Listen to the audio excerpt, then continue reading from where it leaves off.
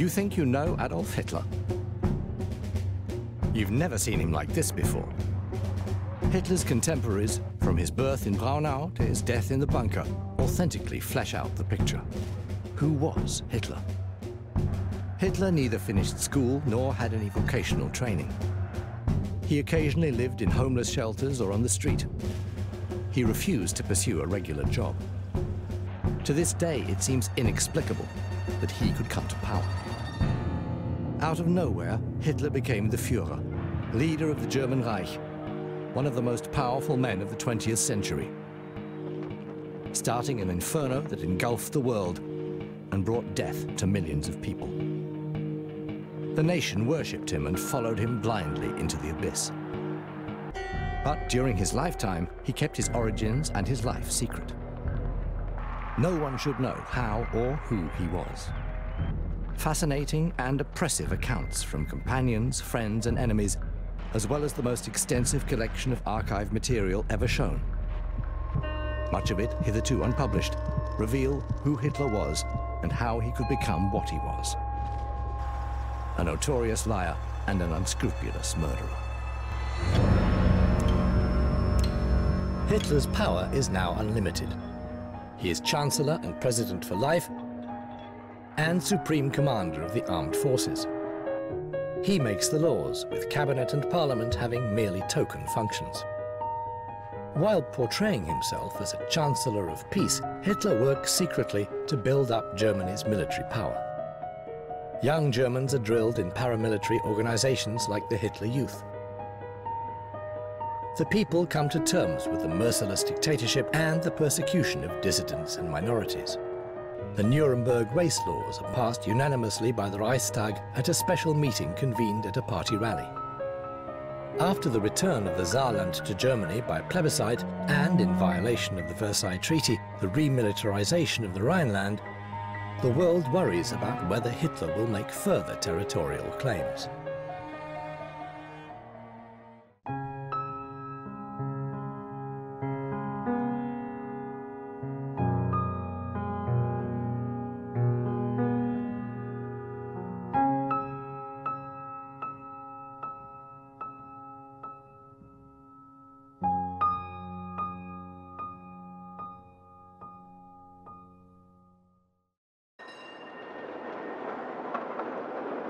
Speech in Munich, March the 14th, 1936.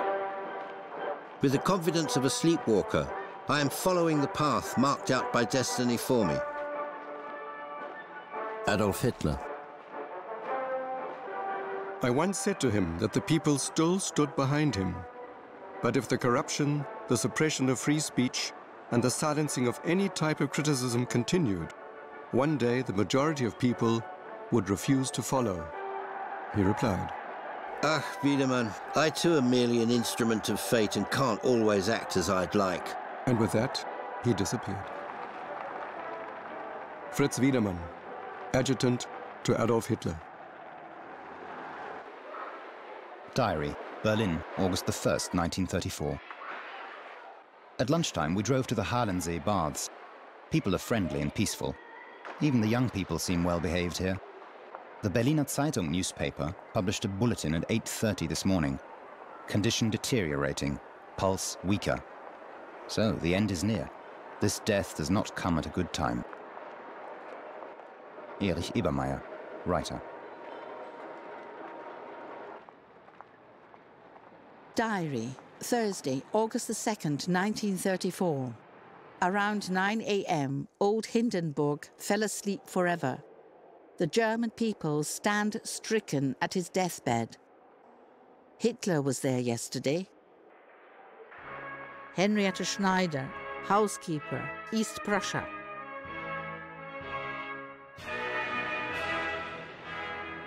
At the first session of the cabinet following the death of the president, Hitler mentioned his last visit with emotion, which appeared to be genuine. He wanted him to pay particular attention to cultivating a friendship with England. Lutz Graf Schwerin von Krose, Minister of Finance.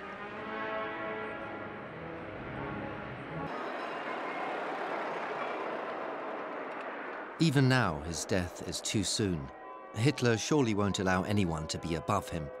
The newspaper reports the following about the death of Hindenburg. The government has enacted the following law that is hereby announced.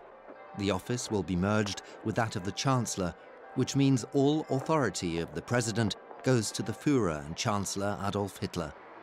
Attention there, military history enthusiasts. Brace yourself for an unparalleled journey into the heart of warfare with History Hit, where the untold stories of desperate battles come to life. Join James Holland on a gripping road trip through Italy in Road to Victory, Italy 1943, uncovering the often overlooked campaign of the British 8th Army's landing and advance up the Italian peninsula in 1943. Next, explore the forgotten battlefields of the First World War with Alex Churchill, tracing the bloody battles that unfolded before the trenches, revealing the clash of modern weapons and Napoleonic tactics in a conflict that set the stage for the Great War. And finally, follow the one and only Rishi Sharma in untold stories of World War II as he raced against time to capture over 2,200 personal oral histories from living combat veterans, preserving the harrowing accounts of those who lived at the bleeding edge on the front line. Discover hundreds of hours of award-winning documentaries and ad-free podcasts with History Hit. Sign up for a special offer via the link in the description.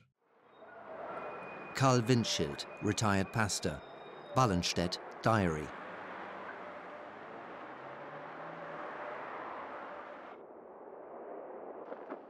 Diary, Friday, August the 3rd, 1934. Hindenburg is to be buried in Tannenberg. Henrietta Schneider.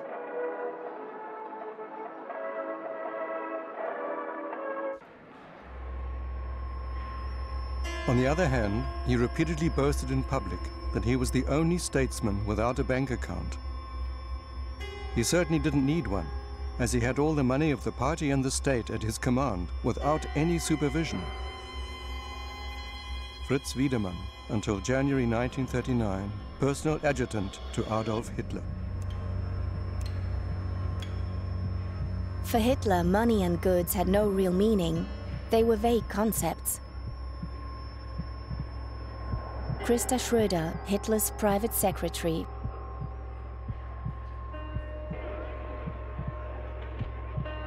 From the middle of the 1920s onwards, Hitler is in constant conflict with the tax authorities because his income as a speaker, the fees for the articles in the Völkischer and Illustrierte Beobachter newspapers, as well as the royalties from the sale of Mein Kampf, are either not properly taxed or not taxed at all. In October 1934, the Munich Tax Office calculates a liability of more than 405,000 Reichsmark. However, the Führer's problem will be solved almost immediately. The Reich Finance Ministry declares that Hitler is no longer obliged to pay taxes due to his constitutional position. As of 1934, Hitler no longer pays taxes. All outstanding taxes are also cancelled. The tiresome consideration of financial issues was not his thing. Money was as natural as the air he breathed, and since he had never been forced to make any corrections, thanks to the donations of his admirers, he assumed that others had a similarly unencumbered relationship to money. Ernst Hanfstaengl, head of the NSDAP Foreign Press Bureau. The NSDAP Reich Press Office reports that as Reich Chancellor, the Führer does not receive a salary. He has renounced the remuneration of Reich Chancellor because he has his own income as a writer. Völkischer Beobachter newspaper, front page report, November the 7th, 1933.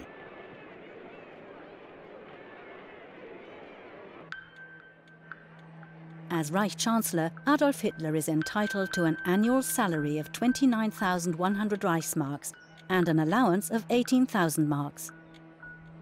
With his appointment as Chancellor, to gain positive publicity, Hitler waives his salary to the benefit of members of the SA and SS killed in action. However, the waiver is only for 1 year, and from 1934 onwards, Hitler receives, without public announcement, his salary along with the remuneration for the office of President, a further 157,000 Reichsmarks. Hitler maintains his publicly Spartan lifestyle in surroundings of not inconsiderable luxury, In addition to his private apartment in Munich, he also has a residence in the Alps on Obersalzberg. Unnoticed by the public, he builds up a fortune worth millions. I don't have any stocks. I don't own shares in any company. I don't earn dividends. Adolf Hitler in the Krupp Works, Essen, March the 27th, 1936.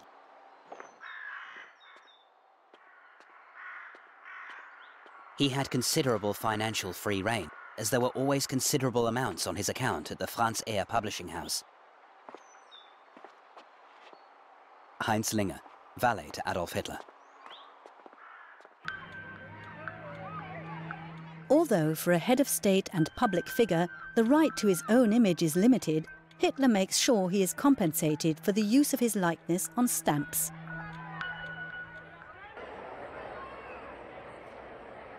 The last Post Minister came up with the idea of issuing stamps on national memorial days or other occasions.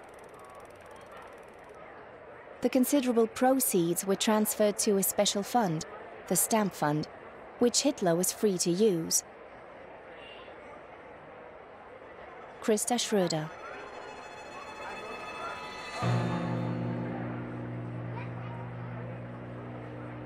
Regular postage stamps will in future bear the head of the Fuhrer and be issued at all post and government offices. Official Journal of the Reichspost Ministry, announcement by the German Reichspost.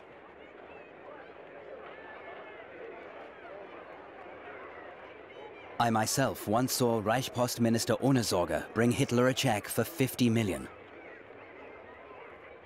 Heinrich Hoffmann, Reich Commissioner of Photography and friend of Adolf Hitler. Hitler promises the heads of industry he will eliminate the trade unions.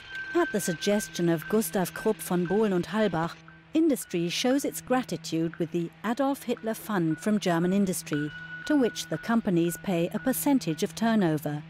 From the middle of 1933 onwards, up to 100 million Reichsmarks a year are transferred by German industry to Hitler, expressly for his personal and private use. By today's standards, Hitler would have been a billionaire.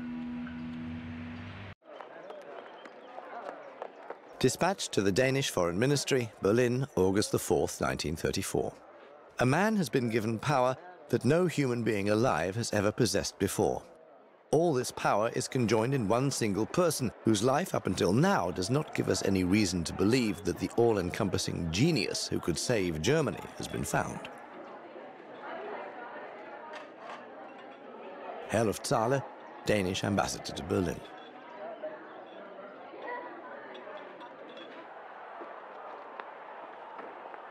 He took over command of the German armed forces himself. For one last time, he transferred the command of the army to a general. Friedrich Hossbach, Major, Army Adjutant to Hitler.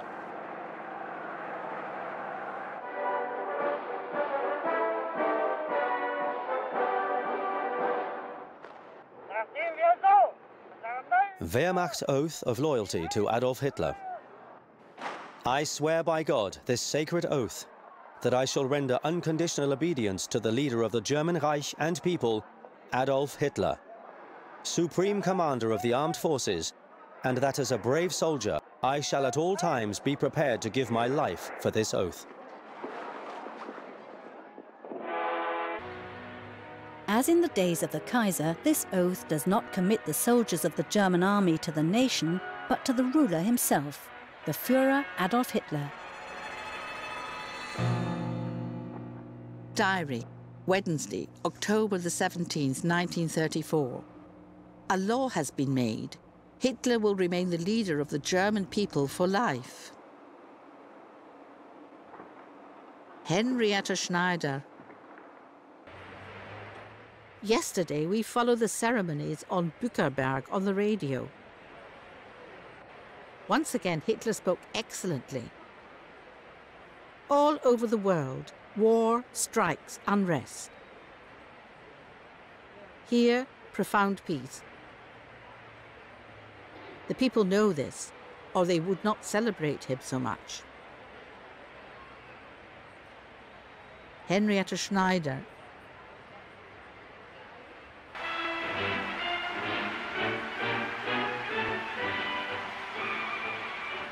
At the Harvest Festival, I saw Hitler at Buchenberg, near Hamelin, the old Pied Piper town.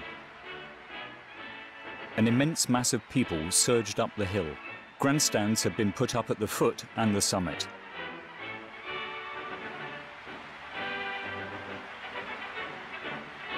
As the motorcade approached down on the plain, the Heils, shouted continuously by thousands upon thousands of voices, came rushing down the hillside like a hurricane.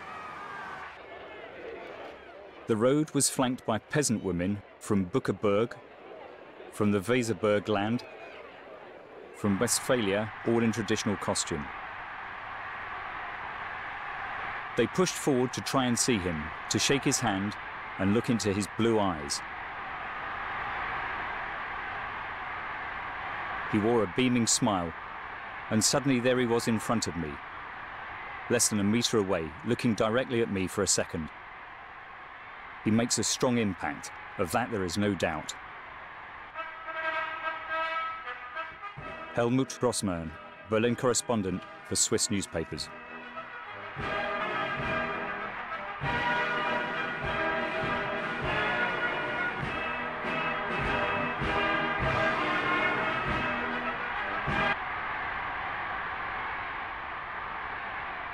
I had to think a lot about the comments of an ordinary middle-aged Berlin woman.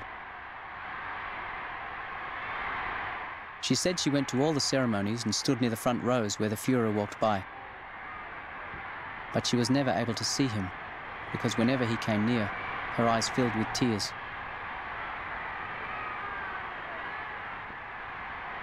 Erich Kort, Department Head, Foreign Ministry. It is not necessary in a totalitarian dictatorship to be loved by the people. It is enough to be feared, as Stalin was in Soviet Russia. But that Hitler was beloved by the German masses, there could be no doubt. Goering was next in their affection. To them, he was a hail fellow well met. It never seemed to concern them that he was also an unscrupulous killer. William Shirer, correspondent to the Universal News Service to Berlin, the nightmare years. At the beginning of March 1935, Adolf Hitler travels to Bayreuth to attend the funeral of the district party leader of the Bavarian Ostmark, Hans Schemm, who died after a plane crash. Hitler uses such occasions to demonstrate his attachment to the party's old guard, which supplies almost all the district leaders and the influential Reich leaders of the NSDAP. Hitler does not attend the funeral, but most of the district leaders do. The centre of power of the party, and since he became Chancellor, that of the German Reich, is wherever Adolf Hitler happens to be, and he is always on the move. He keeps official appointments, often in combination with public speeches, and meets local party officials, patrons, and protégés. Officially, Hitler has no private life. There is no distinction made between professional and private travel. The role of ministers is becoming increasingly insignificant in the system of unregulated coexistence of the Führer's rule and many old and new competing centres of power in the party and the state. Between June and December 1933, the cabinet meets 20 times, in 1935 12 times, and in 1937 6 times. The last cabinet meeting is held on February the 5th, 1938. The magic formula, the Führer has ordered. The Führer wishes. The Führer accepts. The Führer forbids, or the Führer authorizes, became the completely new, legitimized method of authority to issue directives that nullified all existing forms of state life in Germany. Hans Frank, lawyer, Reich legal director.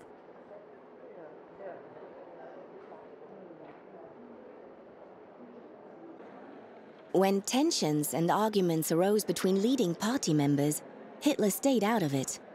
I often had the feeling that Hitler was amused by this infighting. Although he didn't acknowledge it, he obviously still wanted to prevent the emergence of a united front against his despotism. Christa Schröder.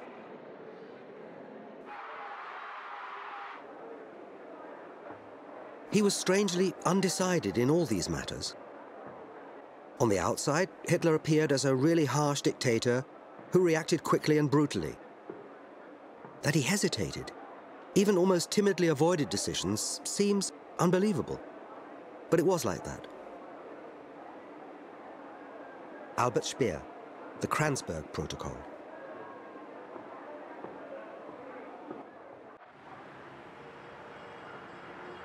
In the summer of 1935, Berlin looked like the cosmopolitan city it had been before 1933. A lot of traffic, advertising, hustle, tourists, and bustling activity.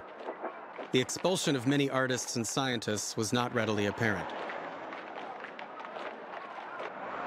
Erich Honecker, communist official in the underground.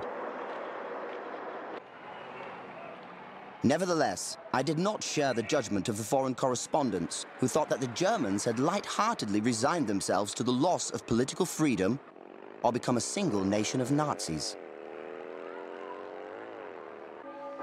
Willy Brandt, German-Norwegian refugee in exile in Sweden. Memoirs.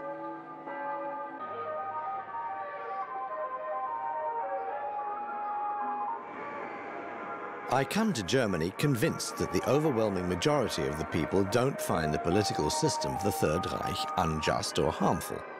On the contrary, I'm convinced that many millions of people are profiting from Hitler's victory. Above all, unemployed people and everyone whose life is filled with national pride. I'm convinced that the system has indeed taken away certain moral values from people, but in its place has brought material advantages. Antoni Graf-Sobański, Polish writer and essayist.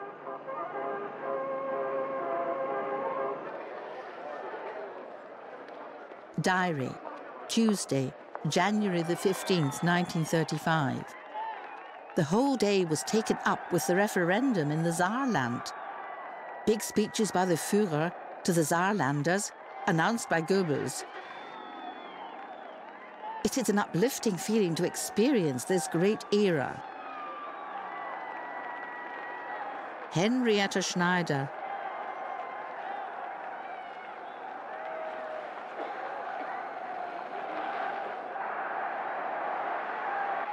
Nearly 91% of Saarlanders vote freely for the dictatorship in the territorial referendum. And at least 2/3 of earlier members of the two left-wing parties also support the return to Germany. The majority voted for reunification with the Reich, although since 1933, this Reich had been the Third Reich of the Hitler fascists. Erich Honecker, From My Life.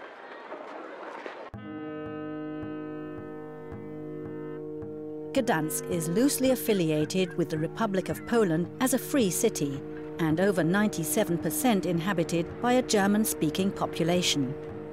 As early as November the 16th, 1933, the NSDAP achieved more than 50% in parliamentary elections. On April the 7th, 1935, more than 59%. Under the supervision of the League of Nations, the elections are free. Outside the territory of the Reich, however, under the supervision of the international community, the overwhelming majority of Germans vote National Socialist, as in 1935 in the Saar area, and in both that year and in 1938 in the semi-autonomous Lithuanian district of Memel. January the 16th, 1935. I have frequently stated that after the return of the Tsar to Germany, I will make no further territorial demands on France. In historical terms, this is a very difficult thing to renounce, as I am now doing in the name of the German nation. Adolf Hitler.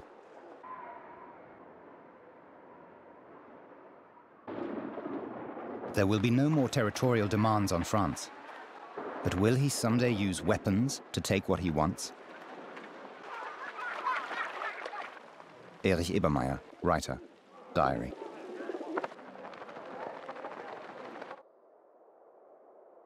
Diary, Sunday, March the 16th, 1935. In the evening, we heard a proclamation to the German people by Dr. Goebbels. In answer to the adoption of 2-year military service in France, Hitler has introduced compulsory military service in Germany. Jubilation in Berlin. Henrietta Schneider. On bicycles, a company of fusiliers of the motorized infantry join maneuvers in Pottenstein, Bavaria, a portent of the kind of warfare that the German army is currently developing for the technology fan Hitler. The war of movement, which in motorized form, Europe will come to know as Blitzkrieg. Hitler is still concealing Germany's rearmament, which contravenes the Versailles Peace Treaty.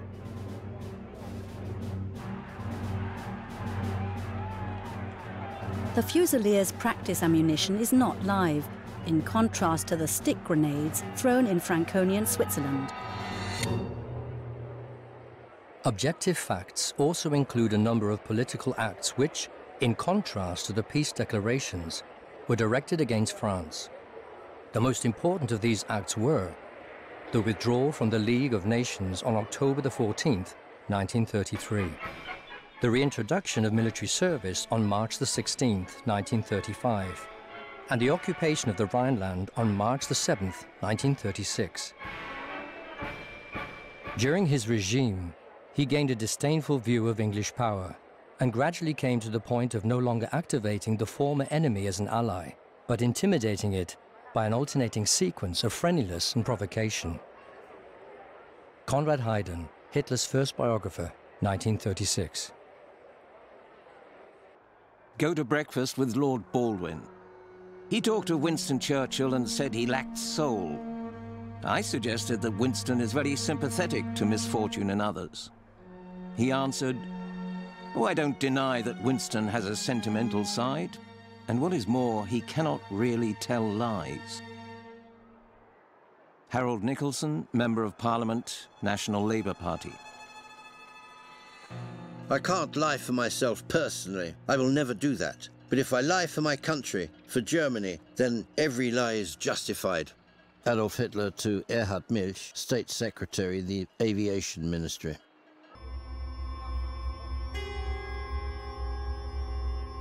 The Fuhrer says, as a private person, I would never break my word. As a politician for Germany, if necessary, 1,000 times. Walter Havel, Ambassador and SS Oberfuhrer, representative of the Foreign Office with the Fuhrer.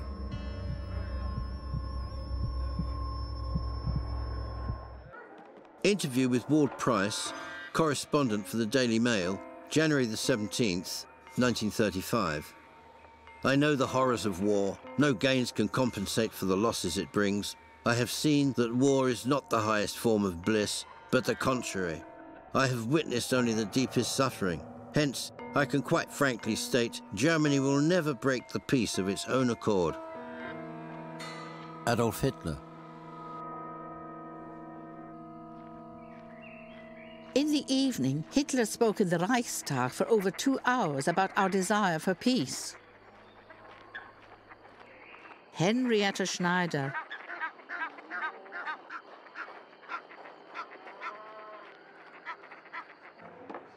Hitler's speech on disarmament in the Reichstag, May the 21st, 1935. Whoever lights the torch of war in Europe can wish for nothing but chaos. We, however, live in the firm conviction our times will see not the decline, but the renaissance of the West. It is our proud hope and our unshakable belief that Germany can make an imperishable contribution to this great work. Adolf Hitler. Several times during his 2-hour-long oration, I found myself being carried away by his soaring words, until I would catch myself up and think, it's all false. William Shirer.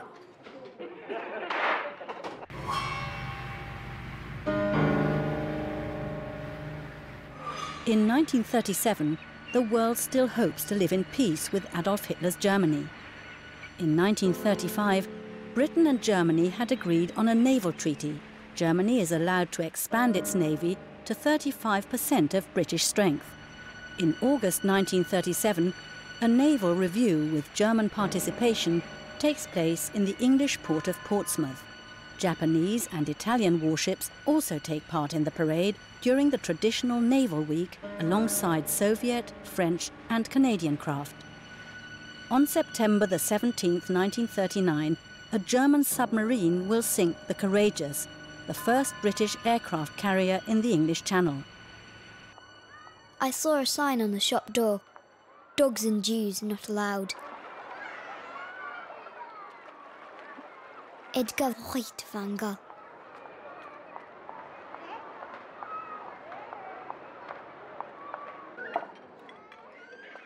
Diary. Sunday, September the 15th, 1935. On the radio tonight, they're announcing the outcome of today's resolutions in the Reichstag, that is to say, the laws that the NSDAP deputies have agreed on, the anti-Jewish laws. Marriage between Aryans and non-Aryans is forbidden. Karl Windschild, retired pastor. Ich schlage nun dem Reichstag die Annahme der Gesetze vor, die Ihnen Parteigenosse Reichstagspräsident Göring verlesen wird. Hinter allen drei Gesetzen steht die Partei und mit ihr und hinter ihr die deutsche Nation.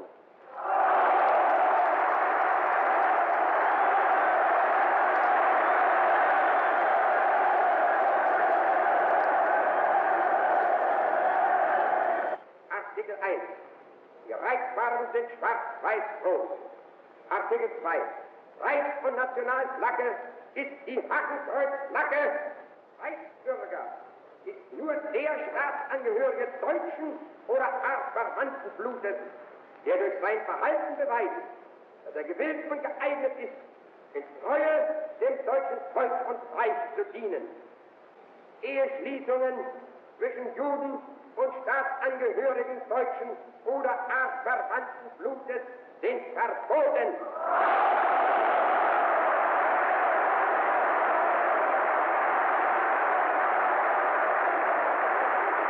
Unser Führer, im Retter und Schöpfer, Sieg Heil! Sieg Heil! Sieg Heil! It is absolutely normal that in seaside resorts and small towns, both in northern Germany and Bavaria, signs have been put up at the town limits forbidding non-Aryans from visiting. Herluftssaale.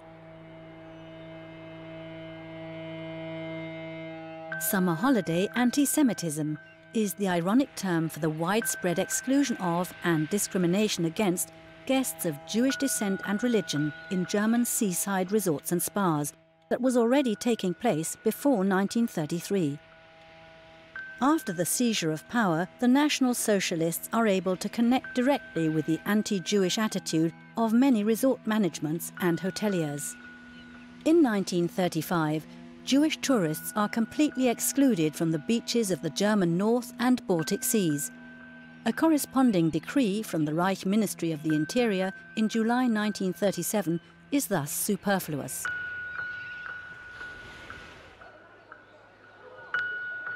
Diary, Berlin, December the 10th, 1935. The Genetic Health Act, or sterilization law, has been passed and envisages extensive examinations and tests for engaged couples before they get married. If things continue like this, we'll soon have a race of supermen. So far, there is no sign of this happening. Erich Ebermeier. Journal d'Allemagne, December the 24th, 1935. Christmas. The regime pales anew. The old Germany of piety and forests is created once again in every home. Once again, homely life is diffused by the fresh scent of pines. Silent night, oh holy night of coziness, thanks to which once again I feel the heartbeat of my old beloved Germania. Denita Rougemont, Swiss, lecturer in French.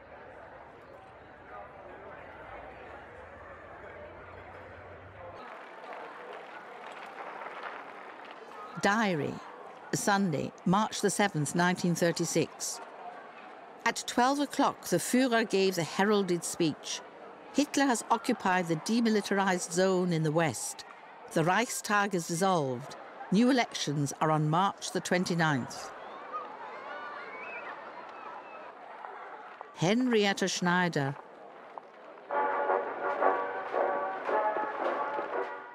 Hitler himself once declared in my presence, if the French had marched into Germany at that time, as I thought it possible in those 24 hours, then I would have had to withdraw again in shame and disgrace. Paul Otto Schmidt, Chief Interpreter at the Foreign Ministry, experiences.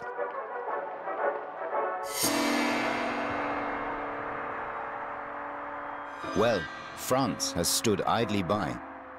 It is one of the biggest moral and intellectual collapses in its history. Paul Reynaud, conservative French politician, memoirs.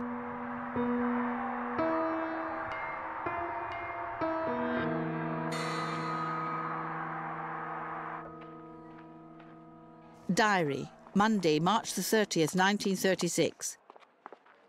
The election results were really good. 98.95%, a record. Lotte picked up Lore. Henrietta Schneider. The party governor of Cologne had the right to hit 103% when adding up the yes votes. When the result became known in the Reich Chancellery in the late evening, it was greeted with laughter. Nothing more. Fritz Wiedemann, adjutant to Adolf Hitler. Letter, April the 16th, 1936. My dear Fuehrer, warm congratulations on your birthday. I wish you all the best. But just think, we're always having to write essays about you.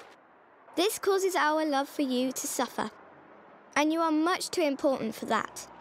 Please issue an order for our teachers to choose other topics. Sieg Heil, yours, Mary D., member of the Young Girls League, Bad Homburg.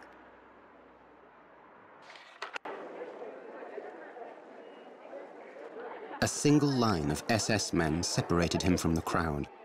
I was in the first row.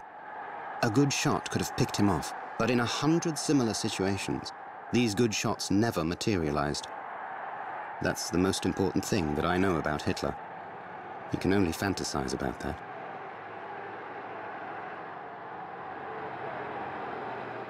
Denis de Rougemont.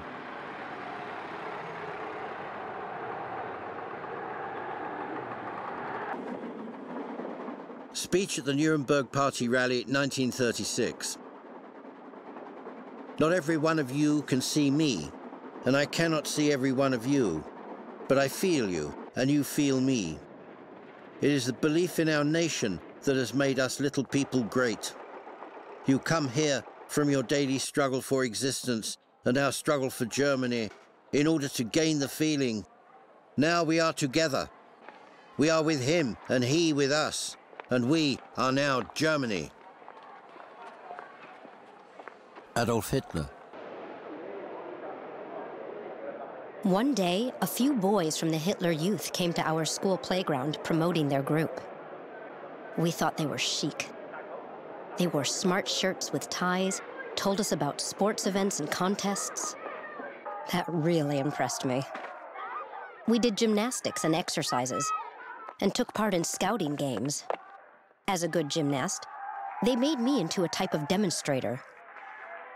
A scout leader of the League of German Girls in the Hitler Youth. At the time, in 1934, I was proud, naturally. Beate Uhse, pilot.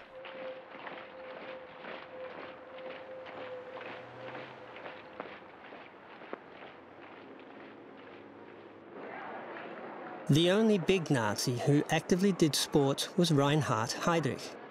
He rode, fenced, flew and sailed. He excelled in everything. He always looked impressive as an athlete and was always fair and popular. As soon as he put on his fencing gear, he was no longer head of the Gestapo. He was just an athlete. He actually did what Goering, Goebbels, Rosenberg and Lai only sanctimoniously described or demanded. Heinz Linger, valet to Adolf Hitler.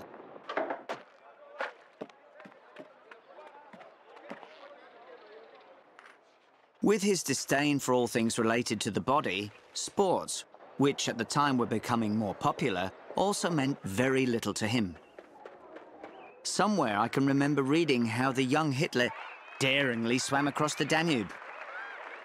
I can't remember it myself. August Kubitschek, childhood friend.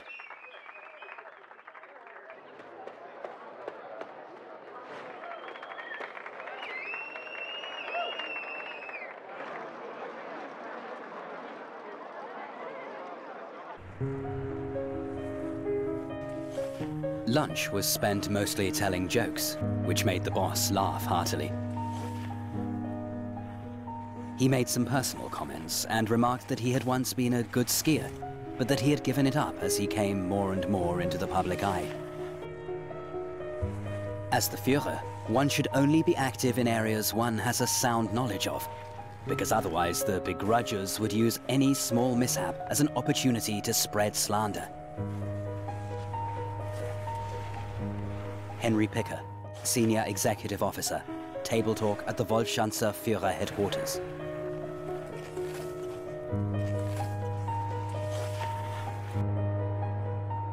Due to yesterday's snowfall, the Führer broached the subject of skiing. He scoffed at this healthy sport, which from a certain time of year onwards filled all the hospitals in Munich. Skiing had already caused so many injuries among members of the party leadership that he had reason to doubt the practical aspects of the sport. Werner Körpen, Adjutant to Reich Minister Alfred Rosenberg, report from the Wolfschanzer Führer headquarters. One noticeable symptom of Hitler's disturbed relationship with the environment was his terrible fear of water. The fact that Hitler couldn't swim and doggedly refused to learn, or at least visit a swimming pool, was undoubtedly due to his strange hydrophobia. Ernst Hanfstaengl. He took daily baths. Yes, after every speech that he gave, he took a hot bath. In contrast, he didn't like bathing in public. Wilhelm Krause, personal assistant to Hitler from 1933 to 1939. Hitler was particularly shy of being seen without clothes. He believed that if anyone saw him in a bathing suit and photographs were taken, he would lose the respect of the people. Heinrich Hoffmann, photographer.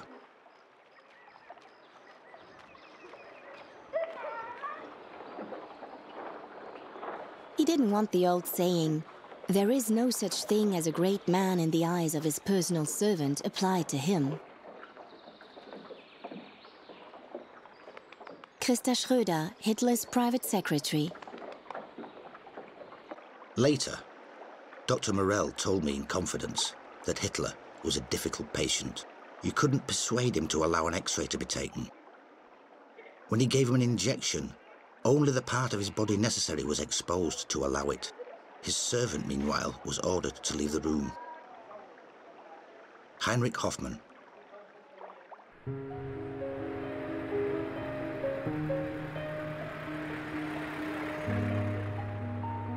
The Germans have only taken to sport during the last 30 years, but they are keen and capable performers.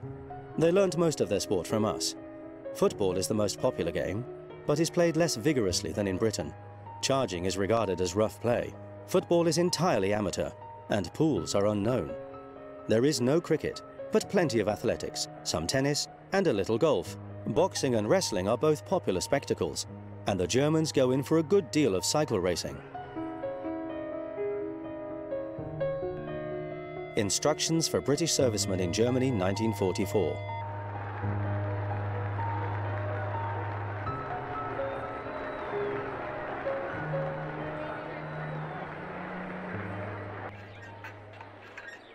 In August 1936, the 11th Olympic Games of the modern era are held in Berlin.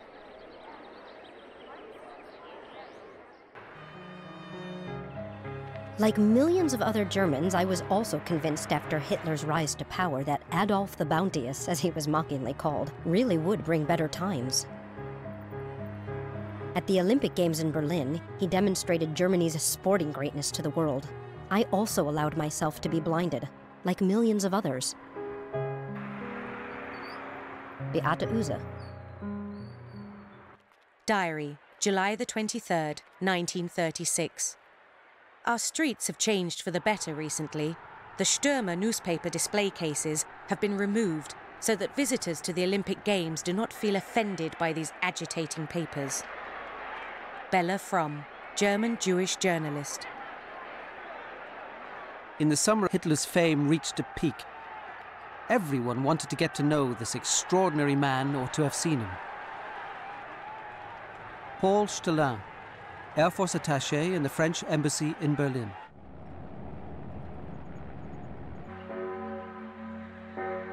Diary, Berlin, August the 6th, 1936. Mrs. Gussie Jannings invited me to her box at the Olympic Stadium today. The impression was really overwhelming. It would be foolish to deny it. There was a huge round of 100,000 people filled to the last seat. The Fuehrer was already there with his entourage as we took our places. I could observe him well from the side, and frankly, he is more interesting to me than the athletes below on the field. The remarkable thing about Hitler is his cheerful calm, the confident composure of the fortunate and successful that now emanates from him.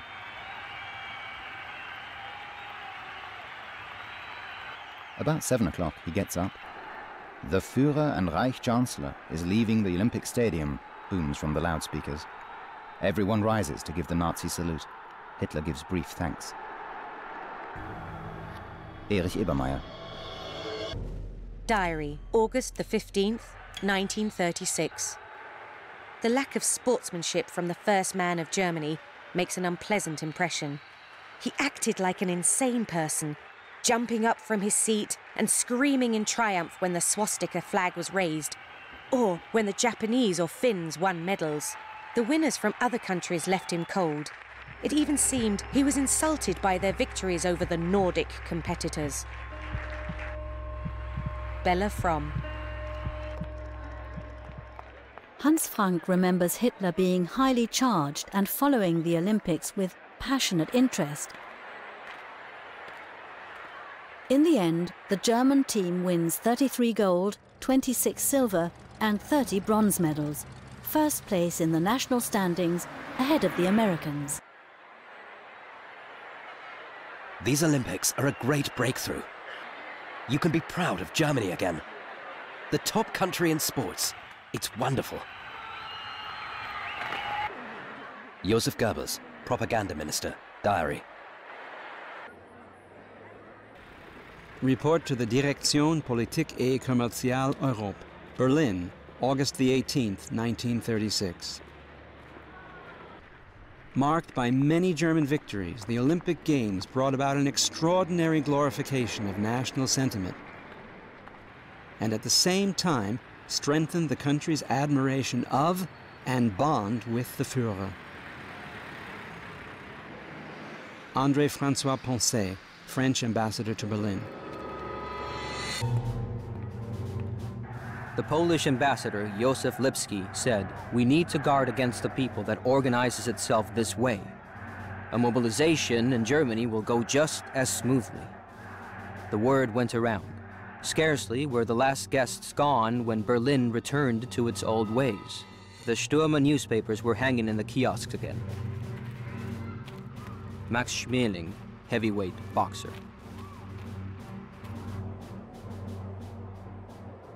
Windhoek, the largest city in former German Southwest Africa, in a colour film of the Reich Colonial League.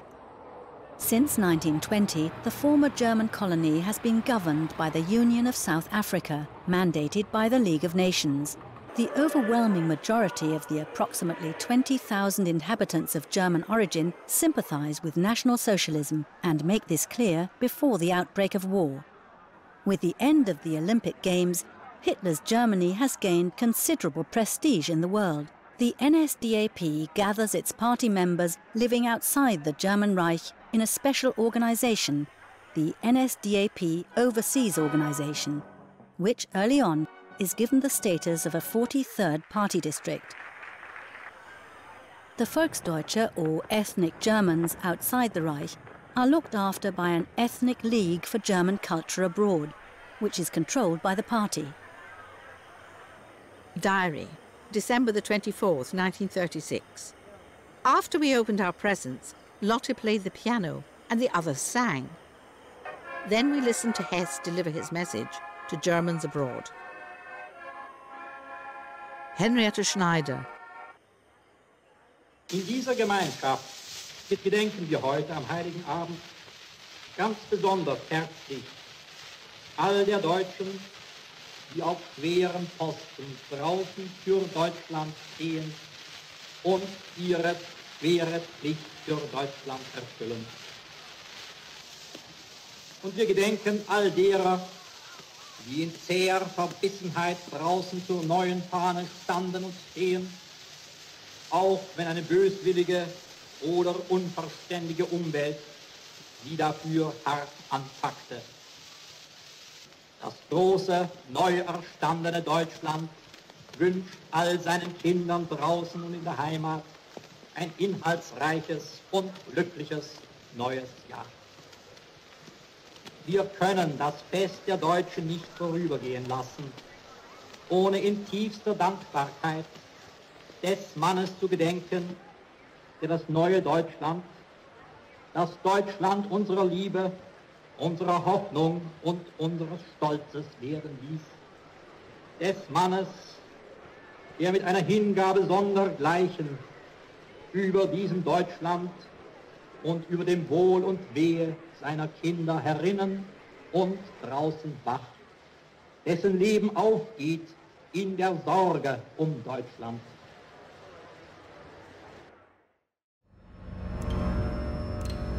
Thanks to Germany's economic recovery, Hitler gains in popularity among those who are not members of the NSDAP or a Nazi organization.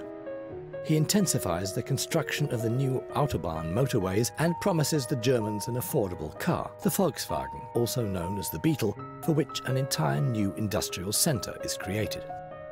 The Nuremberg party rallies advanced to become bombastic shows of Hitler's power and part of the general demonstration of reinvigorating German military strength. His private life is confidential. Thus, he can keep his relationship with Eva Braun secret, as he has always cultivated an image of living alone for the good of Germany.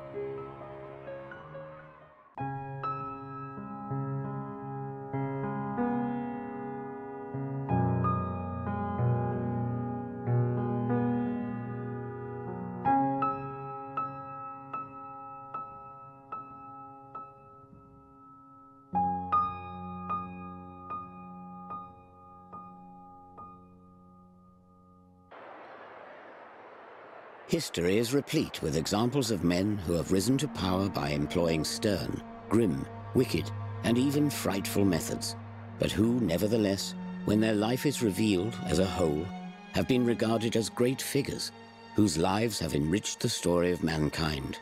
So may be the case with Hitler. Winston Churchill. Great Contemporaries, 1938. The Germans adore military show. In Nazi Germany, everyone has a uniform. If it isn't the uniform of the Army, Navy or Air Force, it is that of the SA, SS or some party organization. Even the little boys and girls have been strutting about in the uniform of the Hitler Youth or the Union of German Girls.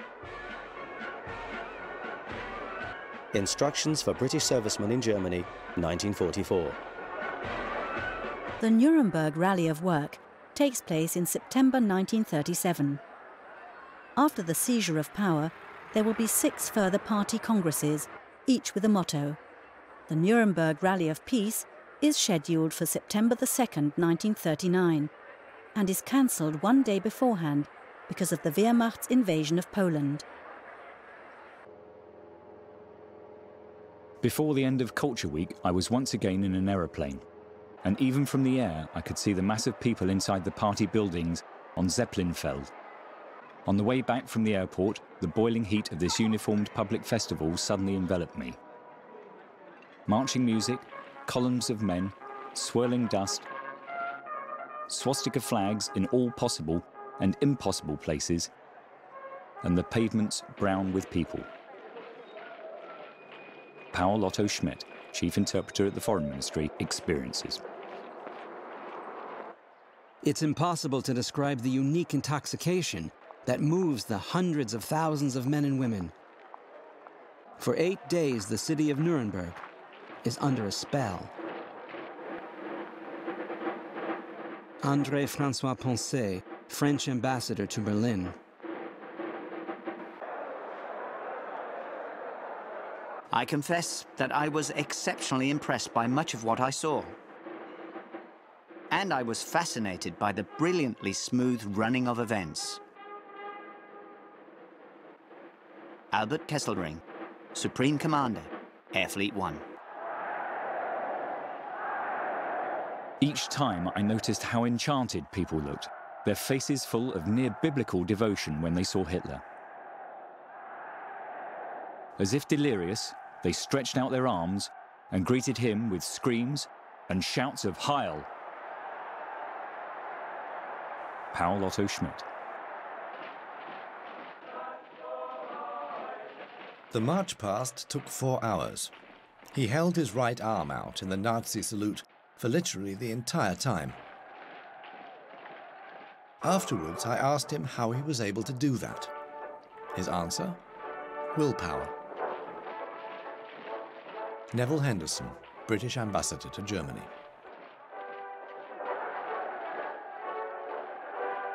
He couldn't do it like Comrade Esser, who didn't seem to get tired with his arm outstretched for hours and hours.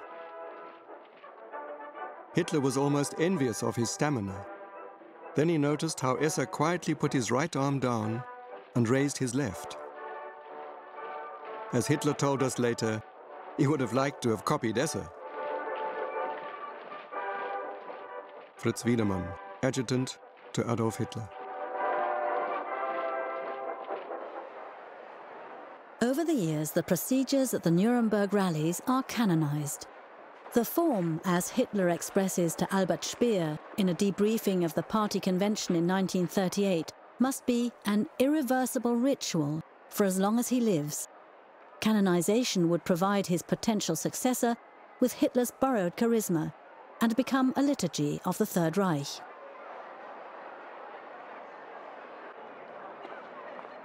But in Nuremberg, I also had the distinct feeling of imminent danger. The conversion of the German people to National Socialism was honest and complete. Besides the Fuhrer's cheering masses, who seemed prepared to follow him and only him, whatever opposition that remained consisted merely of plans and the desire to oppose, without any backing or force. Paul Stelin, Air Force attaché in the French Embassy in Berlin. William Lyon Mackenzie King, Premier Minister of Canada. Diary, June the 29th, 1937. After received in audience at Reichschancellery.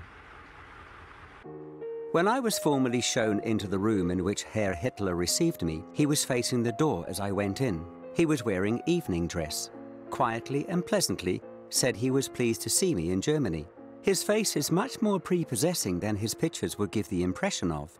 It is not that of a fiery, overstrained nature, but of a calm, passive man, deeply and thoughtfully in earnest. His skin was smooth. His face did not represent lines of fatigue and weariness. His eyes impressed me most of all. There was a liquid quality about them which indicate keen perception and profound sympathy. He looked most direct at me in our talks together at the time, save when he was speaking at length on any one subject. He then sat quite composed and spoke straight ahead, not hesitating for a word, perfectly frankly, looking down occasionally towards the translator and occasionally towards myself. He went on to say, so far as war is concerned, you need have no fear of war at the instance of Germany. We have no desire for war. Our people don't want war, and we don't want war. As I talked with him, I could not but think of Joan of Arc. He is distinctly a mystic. He is a teetotaler and also a vegetarian, abstemist in all his habits and ways.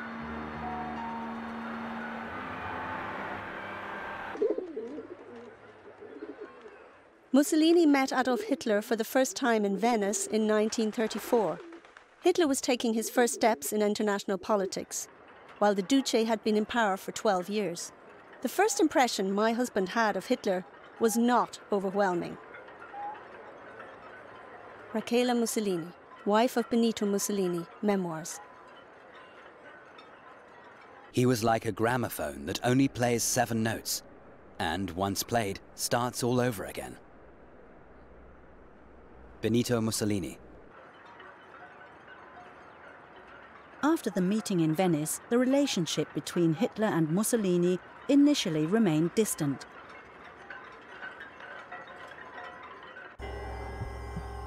Diary, August the 4th, 1937. Wednesday, Pisa.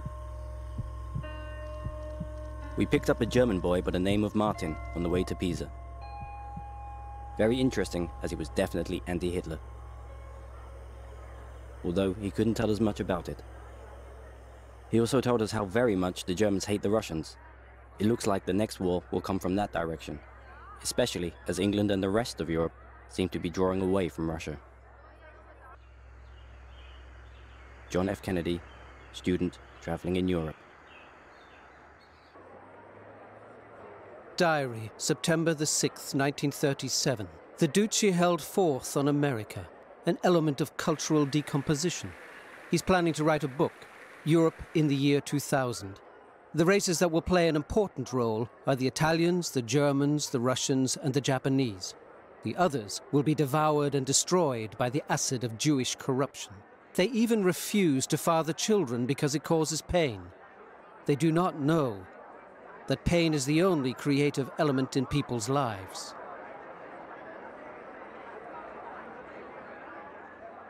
Galeazzo Ciano, Foreign Minister of the Kingdom of Italy, Benito Mussolini's son-in-law.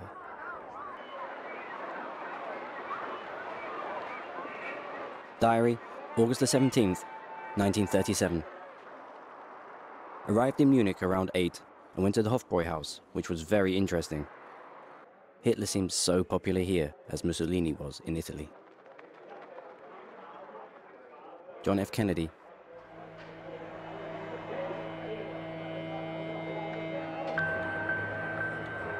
The Munich traveller's father, the multi-millionaire Joseph Kennedy, holds the prestigious post of ambassador to London.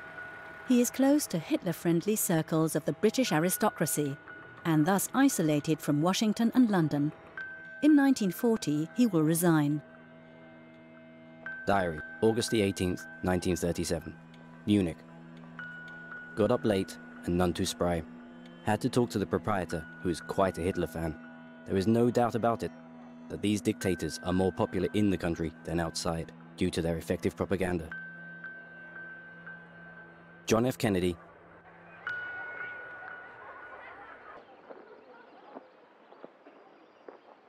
At first, what surprised me was that most Germans, as far as I could see, didn't seem to mind that their personal freedoms had been taken away, that so much of their splendid culture was being destroyed, or soon became aware, to be sure, that in the background there lurked the terror of the Gestapo and the fear of the concentration camps. The vast majority did not seem unduly concerned with what had happened to a few communist, socialist pacifists, defiant priests and pastors, and to the Jews. William Shirer, correspondent to the Universal News Service in Berlin.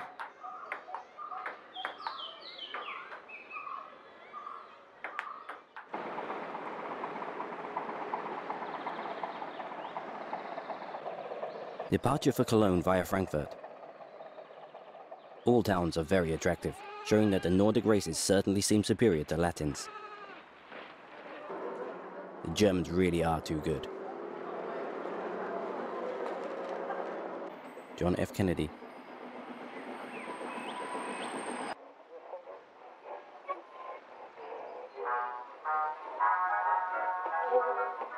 During one of these walks, the Fuhrer spoke in depth about traffic problems throughout the world and asserted that, as a result of the development of the automobile and increased production, roads would no longer be able to handle the traffic within the next 10 years.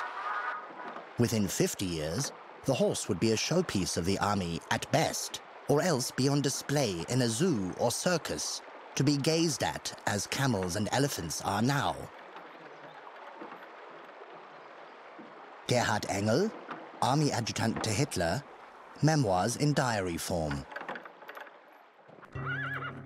He considered horses to be particularly stupid animals, for example, because they shy when they see paper blow in the wind and could thus ruin an entire parade. He was fascinated by engines. He could talk about Autobahns and Volkswagens for hours. Reinhard Spitzi, diplomat and personal assistant to Joachim von Ribbentrop.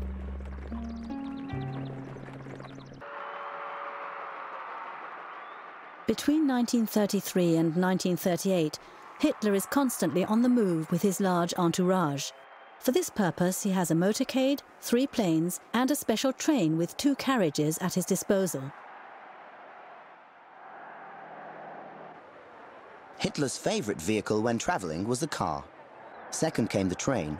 Third, but only to save time, was the airplane.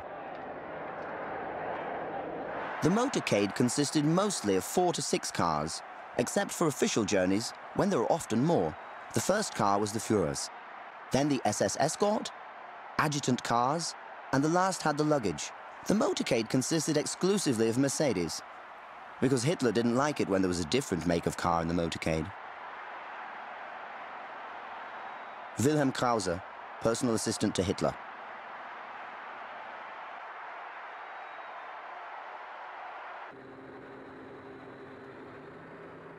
On my return to the Führer's headquarters yesterday, I flew very fast in the Führer's plane, a very spacious Fokker-Wulf. By the way, this plane is simply furnished, without any ostentation. The only special feature is a desk for Hitler at his seat. Henry Picker, Senior Executive Officer.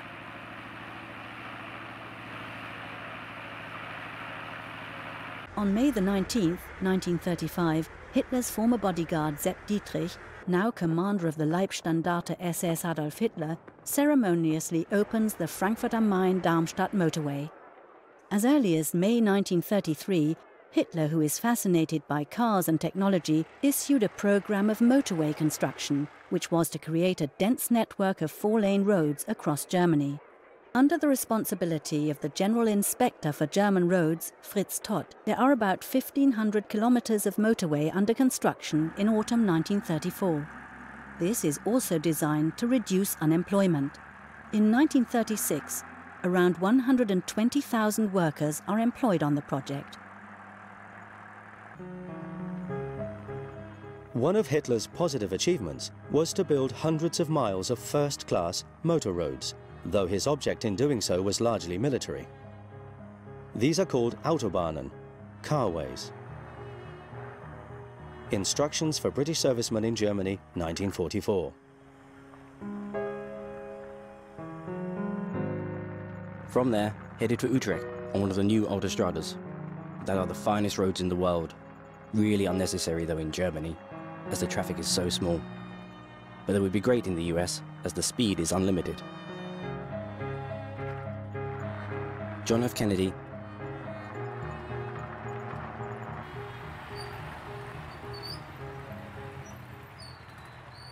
Some pre-production KDF cars at the Leipzig Spring Fair of 1936. In February 1934, Hitler had publicly demanded that the German automobile industry develop an economical and inexpensive passenger car, a Volkswagen. In June, Ferdinand Porsche was given the go-ahead by the Reich Association of the German Automotive Industry to develop a prototype. Later, the German Labour Front, with its organisation KDF, or Kraft durch Freude, Strength Through Joy, takes over the management and financing of the project.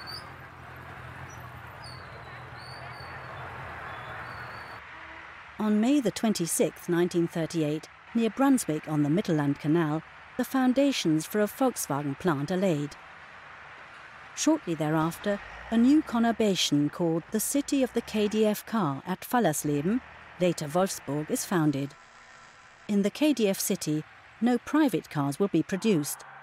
But from 1938, the military version of the Beetle, the so-called Kübelwagen, and other military equipment. The rest is propaganda, which even has an effect in faraway America. In a short time, Der Fuhrer is going to plaster his great sweeps of smooth motor highways with thousands and thousands of shiny little beetles, purring along from the Baltic to Switzerland and from Poland to France, with father, mother and up to 3 kids packed inside and seeing their fatherland for the first time through their own windshield. New York Times, July the 3rd, 1938. The Fuhrer then talked about the need to build a highway to Trondheim in Norway and another to the Crimea. After the war, German citizens with their Volkswagens should have the opportunity to see the conquered territories for themselves. Werner Köppen, Adjutant to Reichsminister Alfred Rosenberg.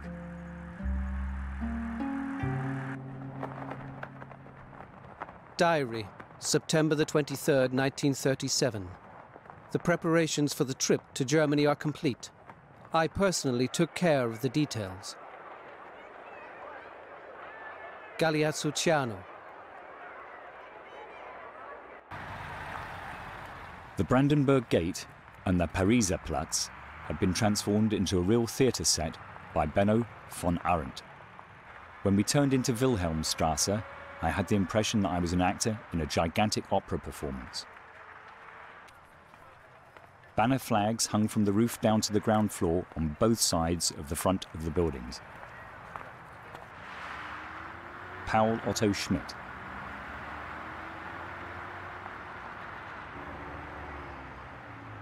Hitler had a close friendship with Mussolini almost to the end. He felt a close bond with him through the great similarities of their destinies. Christa Schröder, Hitler's private secretary.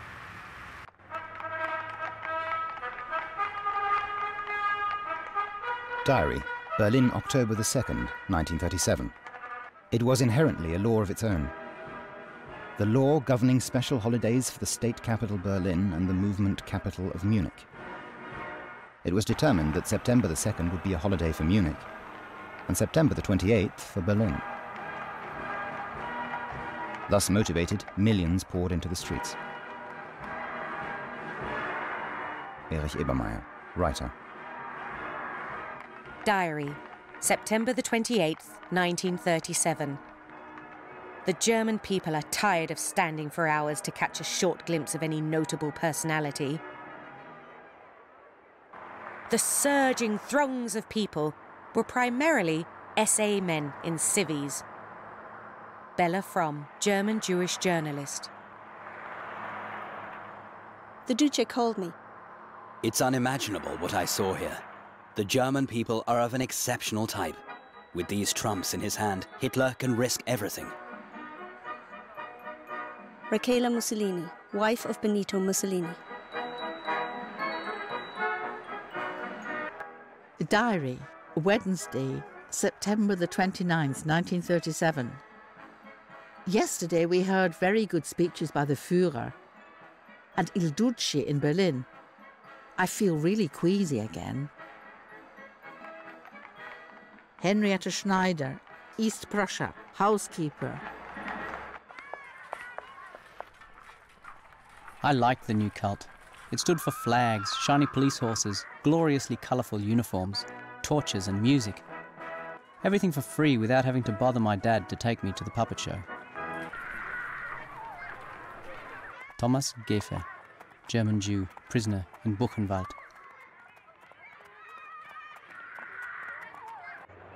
Hitler's name stands for the achievements and successes of the regime in the mid-1930s. According to the propaganda, and this is what the majority of the population believes, within 3 years his genius has achieved a booming economy, the elimination of unemployment, and the restoration of peace and order. Hitler has suspended the Treaty of Versailles and made Germany a military force to be reckoned with. Every patriotic German recognizes these achievements. Hitler is also gaining in popularity among sections of the population that were once critical of National Socialism. Those convinced by the impression of the visible accomplishment of Hitler's politics or still retaining a certain skepticism do not become National Socialists. They become Fuehrer believers. This accounts for probably more than 90% of all Germans after the victory over France in the summer of 1940, the height of the Führer's credibility.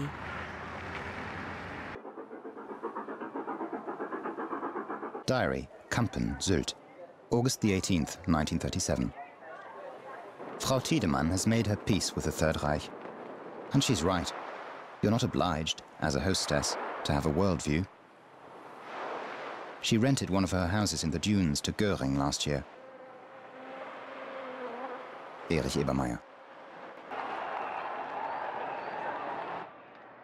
Hitler seemed modest, middle class, rather dull and self-conscious, yet with this strange tenderness and appealing helplessness. Martha Dodd, daughter of U.S. Ambassador William Dodd. In private, and we as personal bodyguards belonged to his private life, he was uncomplicated. Rohush Mish, SS Bodyguard Regiment. Albert Speer, the Kranzberg Protocols. Simple lower middle class life was not hard for him. It attracted a lot of empathy. It gave him a lot of credit for other, unpopular decisions. Otherwise, his simple manner also had clear political intentions. He often emphasized, "If I'm simple and unpretentious, then my surroundings have to be pompous. That way, my simplicity appears even stronger."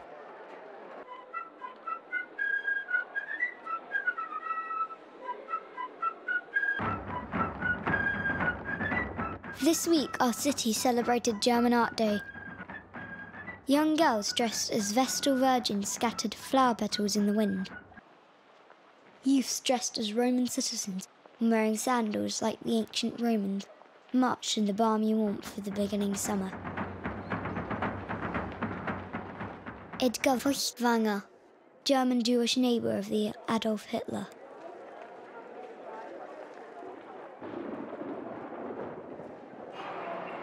With a lot of work and very good taste, Munich artists had decorated the streets through which the procession moved. In Nymphenburg, there was a Night of the Amazons. Cloth balloons transformed the scene into a fairy-like Midsummer Night's Dream. Leni Riefenstahl, director and actress.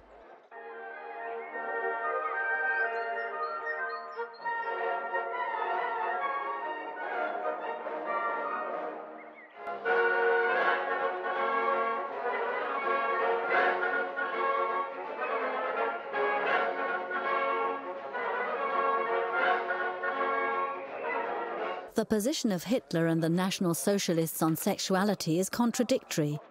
They value morals and discipline, but are not bourgeois. They have no objections to healthy sensuality, especially when it provides genetically healthy offspring.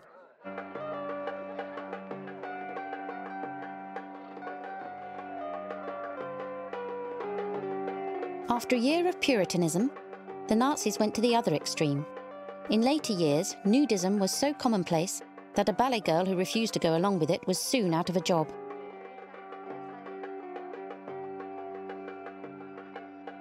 Fridolin Wagner, granddaughter of Richard Wagner. He condemned the elegant passions of his lofty colleagues, like hunting or horse racing. These were the last remnants of the feudal rule of the princes. He made fun of them a lot. Albert Speer.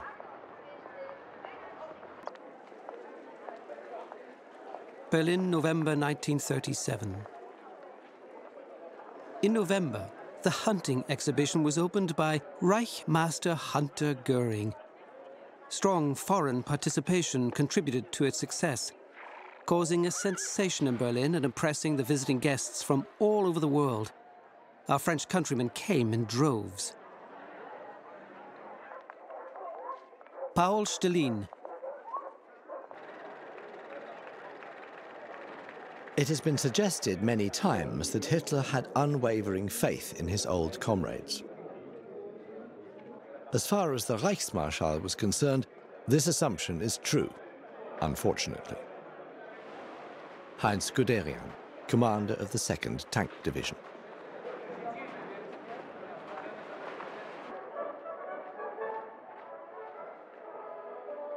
Goering, who'd become fat and out of shape, seemed ridiculous in his fantasy uniforms and his love of medals and decorations. His greed for earthly goods turned him into a crook. Robert Coulondre, who served as an ambassador to Berlin in autumn 1938, wrote that of all Hitler's sinister buddies, he was still the best. Paul Stalin.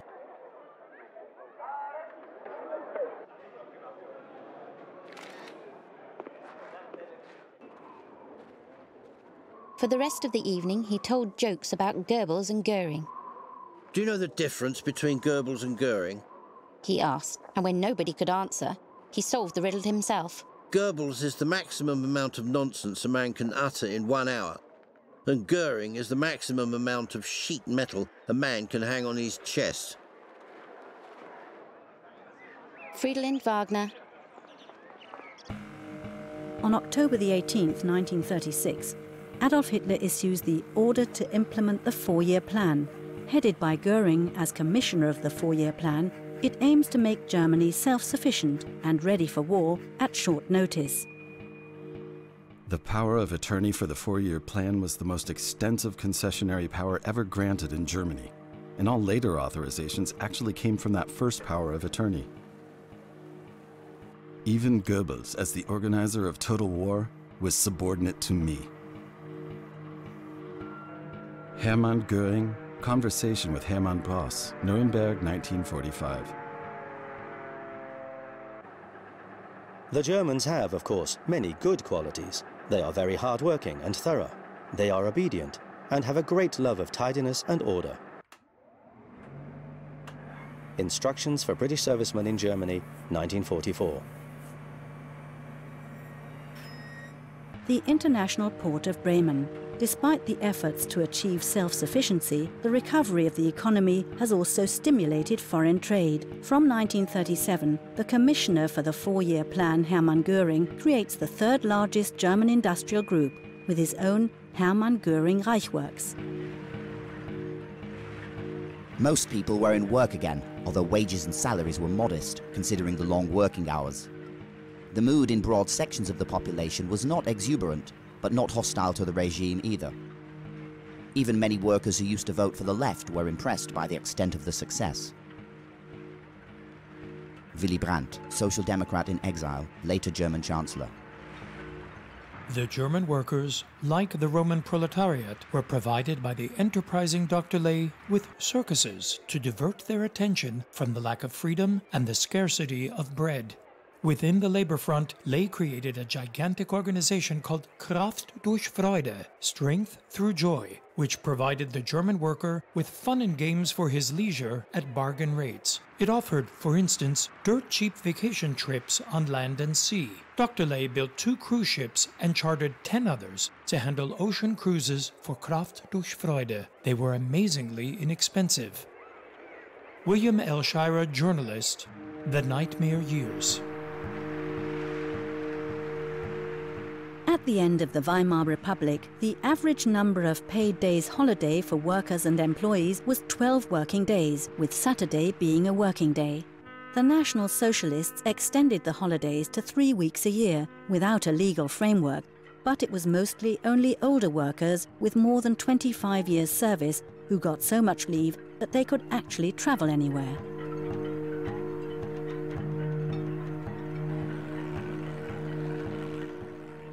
Germany report of the Social Democratic Party, March the 12th, 1938. In the Third Reich, it is the armaments that supply the bread, while the circuses are provided by the KDF organization. In the factories, which pay very well, KDF travel fever is particularly strong. Foreign travel is especially popular. Many spend their holidays exclusively with KDF and go on both summer and winter trips.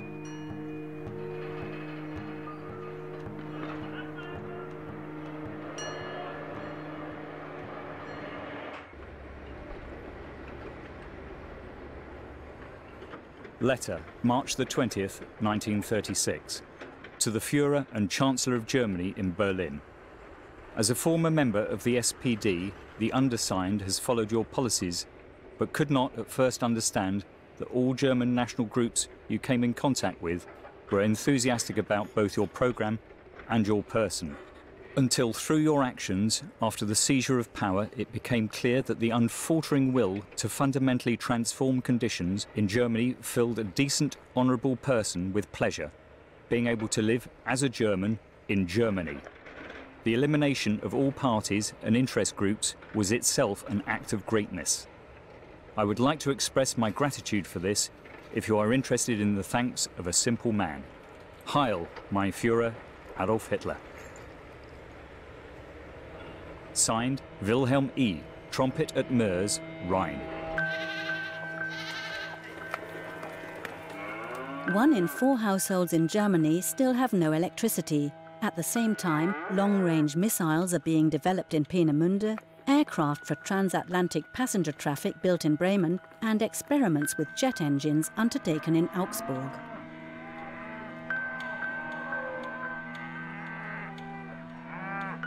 Hitler was not interested in agriculture at all, apart from the Reich Farmers' Day at Bükeberg. Fritz Wiedemann, adjutant of the NSDAP to Adolf Hitler.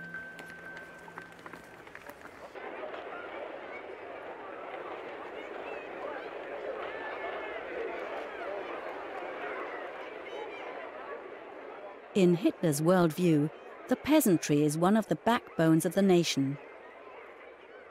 National Socialism propagates a self-sufficient food supply in Germany.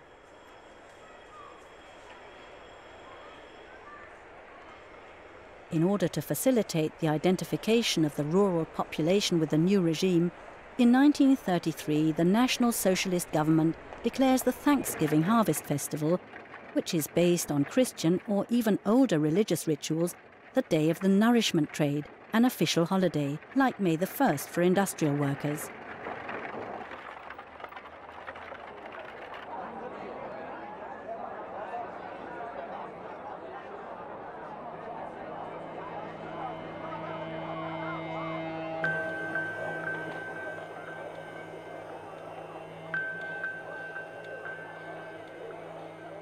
The number of farm workers declines by 16% between 1933 and 1938 as the rural exodus intensifies.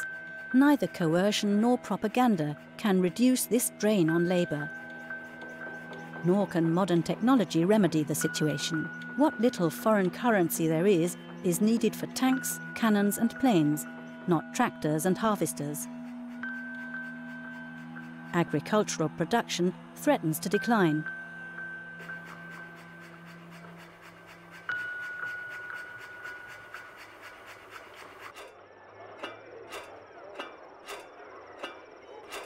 In September 1933, a heritage law for farms comes into force, which expresses the National Socialist ideology of blood and soil.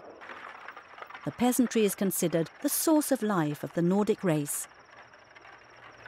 The law is intended to prevent excessive debts and fragmentation in the succession regarding farms of up to 125 hectares.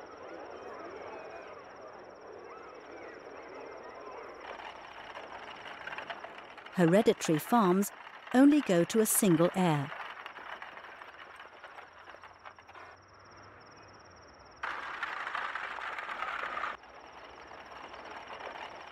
The excluded heirs are given modest compensation. Nearly 40% of agricultural land is affected.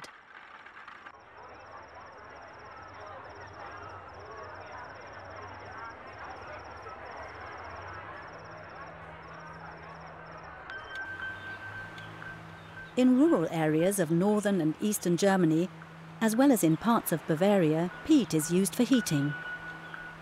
Oil deposits in Germany are low. Despite all the coal in the Ruhr area, Upper Silesia and the Saarland, and the lignite in the Rhineland and central Germany, the German Reich is a country poor in raw materials. German oil production only covers about 30% of domestic demand. In order to save foreign currency, benzene to the tune of 45% is added to petroleum gasoline from the coking plants of the mining industry, and 10% alcohol from the distilleries. Hitler's evil spirit was Goebbels. Ernst Hanfstengel, head of the NSDAP Foreign Press Bureau. On the same evening, I saw Goebbels for the first time. A small man with an overly big head on a child's body. He was surprisingly ugly. His defect, he has a club foot, barely lessened the antipathy that he aroused. He was, however, very intelligent, and after Hitler, the best public speaker in the party. Paul Stalin. I couldn't care less what people think, and I'll say this openly. Goebbels was an interesting man. I never disliked him. He was only dangerous towards the end. Sara Leander, Swedish singer and actress. He was capable of recognizing the faults and weaknesses of the National Socialist system. But he wasn't courageous enough to point these out to Hitler. In front of Hitler, he was like Goering and Himmler, a little man. Heinz Guderian, Major General.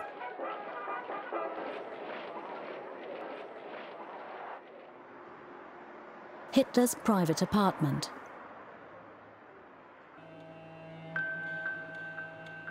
The decor was lower middle class. Richly carved, solid oak furniture in the study, books behind glass doors, embroidered pillows with homely inscriptions or vigorous party wishes. On the walls hung idyllic paintings of the Munich school. It smelled of old cooking oil and rancid rubbish. Albert Speer, Spandau Diaries. The only decoration in the room was a portrait in oil of the Fuhrer's mother, painted from an old photograph. Friedland Wagner. He's really very lonely. Doesn't have any luck with women. He's too soft with them. Women don't like that. They need a man to lord it over them. Joseph Goebbels. In October 1938, Willy Forst shoots Bel Ami in the IFA studios in Berlin.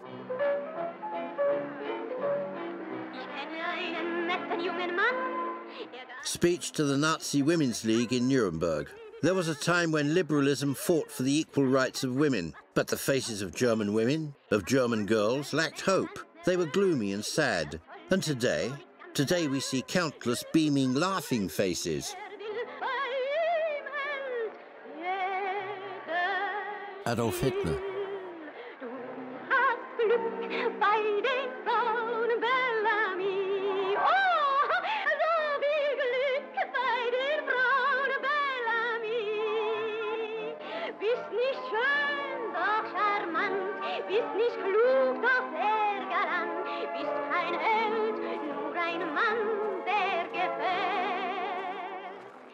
He knew that he could have any number of women. He refused because he didn't know, as he said jokingly, whether they favored him as a Reich Chancellor or as Adolf Hitler. Albert Speer. One evening in 1929, Heinrich Hoffmann came to his photo studio accompanied by a man. The stranger introduced himself as Herr Wolf. After he left, Eva Braun wanted to know who the stranger was. Hoffmann declared that he was the Fuhrer of the NSDAP, Adolf Hitler. Eva didn't come across as an archetypal German girl. Rohush Misch, SS Bodyguard Regiment. He didn't want clever women near him. Albert Speer. Privately, Hitler was very nice. Eva Braun loved him very much, and he loved her. Hertha Schneider, friend of Eva Braun.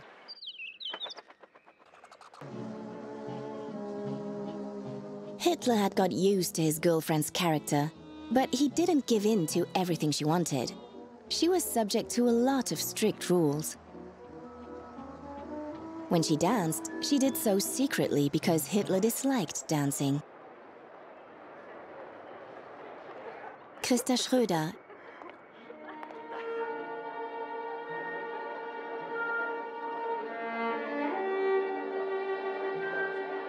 The efforts my wife and I made to encourage Hitler to take private dancing lessons weren't crowned with success. No, he said categorically. For a statesman, dancing is an undignified activity. All of these balls are purely a waste of time. And besides, the waltz is far too effeminate for a man. It's exactly this waltz mania that made me hate Vienna so much, and how it contributed to the downfall of the Habsburg Empire. Ernst Hanfstengel, from 1937 in exile.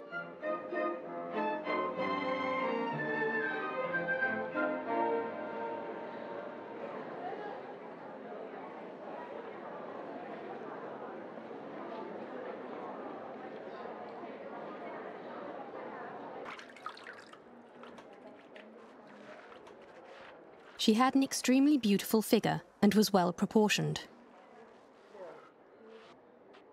Gertraud Traudl-Junge, Hitler's private secretary from 1942. According to my observations, sexual relations between Hitler and Eva Braun were sporadically very active. I don't know who was the more active of the two. Eva Braun came across as very sexy, but Hitler too. Heinz Linger, valet to Adolf Hitler.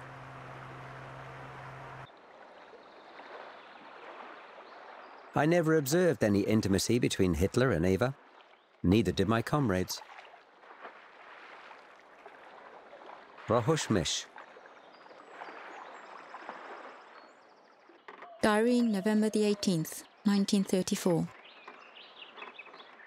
I don't want it to be my fault if he doesn't like me anymore. Eva Braun. For several months in the years 1934 and 1935, Eva Braun keeps a diary. The diary includes the period when she attempts suicide, probably to get Hitler to commit to her.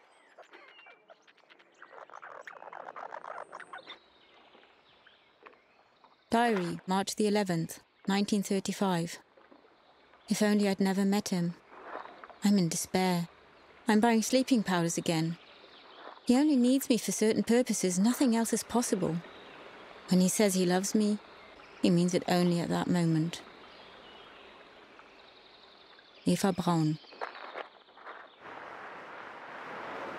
That was when Eva Braun attempted her first suicide. This act of desperation moved Hitler deeply. Christa Schröder. Diary, April the 29th, 1935. The weather's so beautiful, and I, lover of the greatest man in Germany and the world, can enjoy the sun. Eva Braun. Politically, she had no idea. You often heard Eva Braun complaining, I don't know anything. Everything's kept secret from me. Christa Schröder. As for Eva Braun, no one outside the inner circles of the party and the SS knew of her until the last year of the war. Charles Bewley, Irish Envoy Extraordinary to Berlin, 1933 to 1939.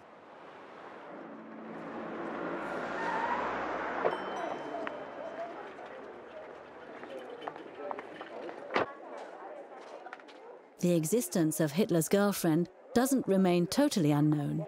The news magazine Time and the Saturday Evening Post write about Hitler's romance.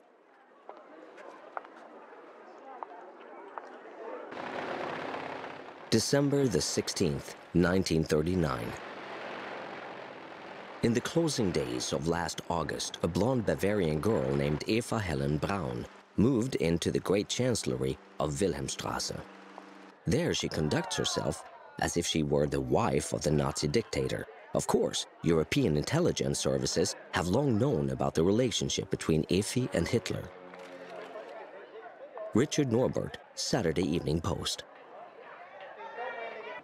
When he retires, Hitler plans to build a residence in the Austrian town of Linz. Albert Speer revealed that Hitler intended to live out his final years there with Eva Braun. Besides Fräulein Braun, I'll take nobody else with me. Fräulein Braun and my dog. I will be lonely. Everyone will be running after my successor. Adolf Hitler to Albert Speer.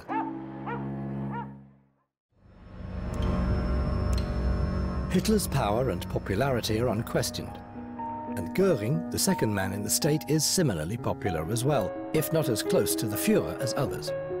Hitler has created a secret private life and spends a lot of time in the Alps at Obersalzberg, which is declared a restricted area.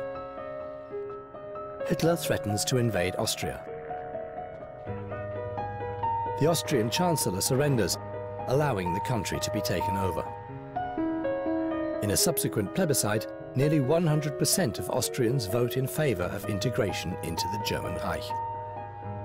This success encourages Hitler to repeat this tactic with Czechoslovakia, where a substantial German minority lives in the Sudetenland. Will he succeed again?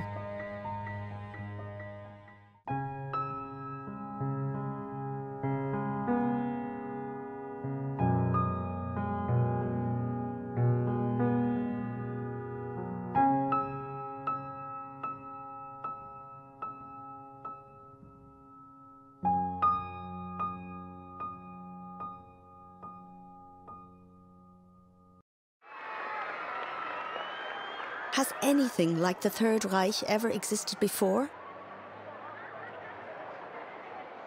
Among the phenomenon that I have personally come across in my lifetime, Islam, the Mohammedan world and worldview, comes closest. The word Islam means devotion. It is the same thing as what is expressed by raising one's hand in the Nazi salute in the Third Reich. I am yours in life and in death. Islam is the higher ideal of the two, because it is nobler to serve God than a country or a race. Karen Tanja Blixen, Danish writer. He has managed to captivate his people using a mystical band that is not even dependent on the National Socialist Party that helped him into power. I often have the opportunity to experience this, indeed in all social circles. Robert Coulondre, French ambassador to Berlin, 1938 and 1939.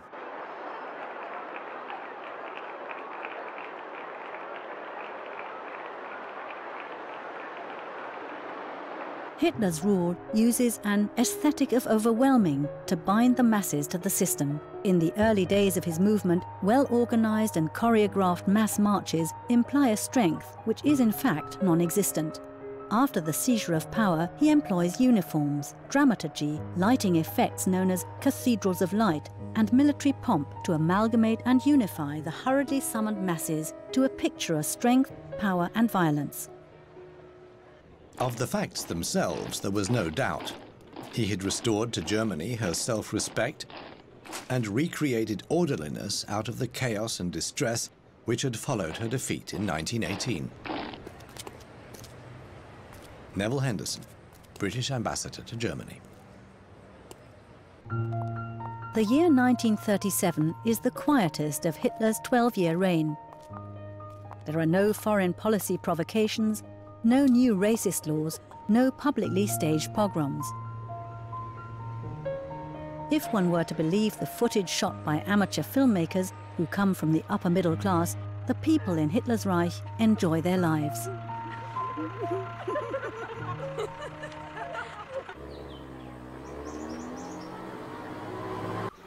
For Hitler, driving is now only possible on the motorways, where the stewards are strictly prohibited from informing anyone en route or in the neighboring villages by phone. Otherwise, he would have to fly or travel by train. But to pay a lady a private visit in Munich, or anywhere else for that matter, is completely impossible. Henry Picker, Senior Executive Officer, Table Talk at the Wolfschanze Führer headquarters. When you meet the Germans, you will probably think they are very much like us. They look like us. Except that there are fewer of the wiry type and more big, fleshy, fair-haired men and women, especially in the north. But they are not really so much like us as they look. Instructions for British servicemen in Germany, 1944. Germany report of the German Social Democratic Party, March the 12th, 1938. Inasmuch as the attitude of a whole nation can be summed up in a single formula, one could say something like, Hitler has the consent of the majority of people in two essential questions. He has created employment and made Germany strong. There is a great deal of dissatisfaction with the prevailing conditions, which, however, only applies to the worries of everyday life, and in most people has not led to fundamental opposition to the regime.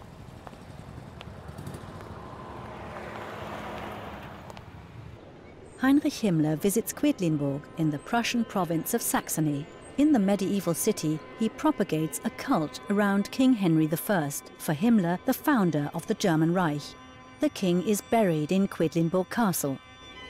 The Reichsführer SS has been head of the German police in the Reich Ministry of the Interior since June 1936. Client conversation in Nuremberg, 1945. Göring. To the outside world, it looked like I was the second man in the government. But after 1942, my influence decreased. Question. Who were your rivals for power? Göring. Himmler, later Bormann. Hermann Göring to his lawyer, Hermann Bruce. When he had to make big decisions, he went up to Obersalzberg. Here, life was geared to his personal needs. Strolls around Obersalzberg, stopping in small guest houses, gave him, as he said, the inner peace and confidence to make the decisions that surprised the world. Albert Speer. Diary, September the 18th, 1938. Drive to the tea house up on the mountain. It stands majestically in the midst of giant peaks, an undisturbed view. Here one finds clarity and confidence. All the ballast of Berlin disappears. Joseph Goebbels. The entire Obersalzberg area is sealed off in 1935. Hitler asks Martin Bormann to pressure the house and hotel owners into selling their property to the NSDAP to create a so-called Führer security zone. Meanwhile, it had become a custom for everyone who wanted to see their Führer to gather there in the afternoon. An aide gave the signal, and then everyone marched down the hill past Hitler, a touching spectacle of spontaneous tribute. For them, it was one of the biggest moments of their lives. Fritz Wiedemann, adjutant to Adolf Hitler. One beautiful day, my school friends and I decided to visit Obersalzberg.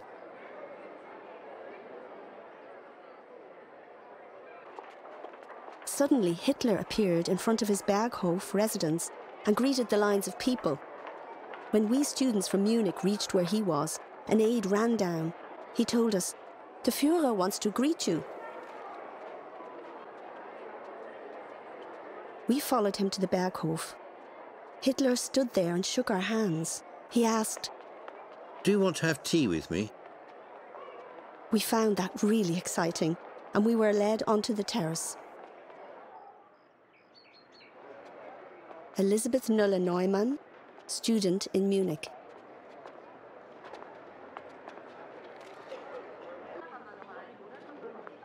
Adolf Hitler invited a circle of people to Obersalzberg who were not selected for their politics. He chose those who were agreeable to him and would not disturb his thoughts with political discussions.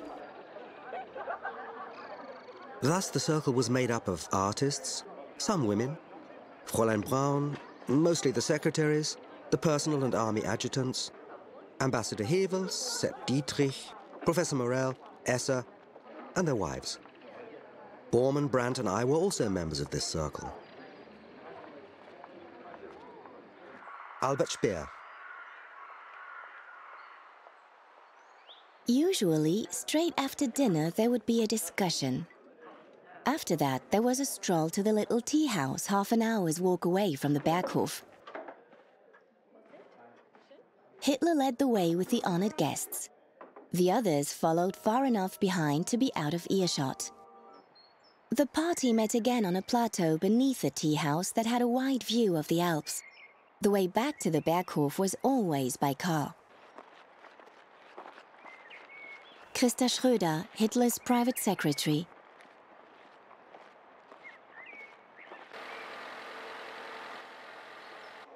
Hermann Göring does not belong to Hitler's private circle, although he owns a residence on Obersalzberg too.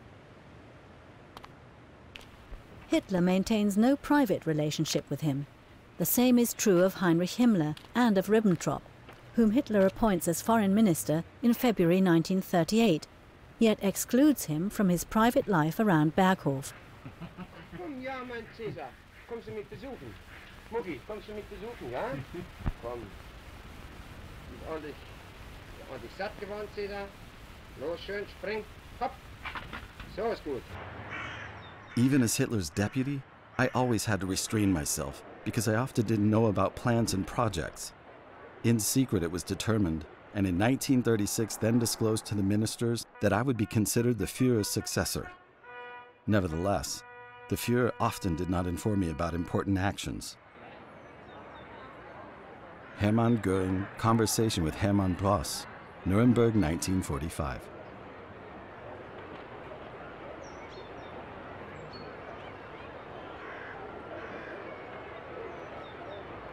Volksschanze, Führer Headquarters. Lunch, October the 27th, 1941. The Reich Foreign Secretary is at present hunting pheasant in Sudetenau. This fact once again gave the Führer cause to pour scorn on the royal hunt. All his sympathies are on the side of the poachers, because first of all, these people must really understand something about hunting, and secondly, without the poachers, the most beautiful novels would never have been written. Werner Köppen, Adjutant to Reichsminister Alfred Rosenberg.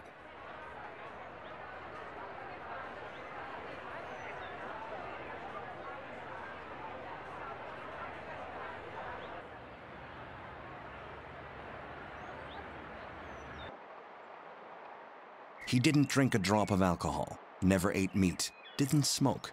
His asceticism was real and not artificial. Hans Frank, Reich Legal Director. He ate only vegetarian dishes, usually an enormous plate of carrots, peas, asparagus, onions, leeks, sliced kohlrabi and potatoes,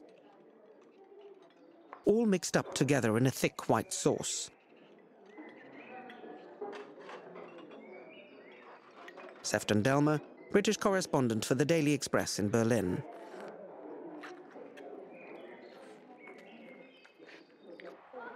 One of those present asked his personal physician whether the health of the Reich Chancellor forced him to keep such a strict diet. And he answered that his Spartan habits were mainly for psychological reasons. Gustav Mannerheim, Finnish Field Marshal. Apart from at state dinners, his table manners were uncultivated.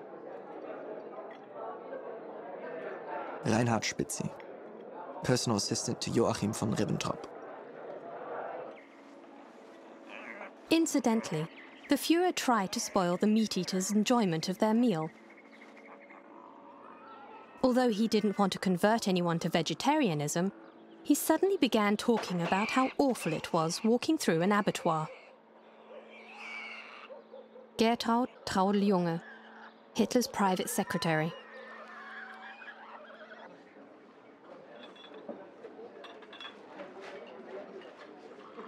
After the meal, there was black coffee, but nothing to smoke. Tobacco was banned from the entire chancellery, even in the toilets.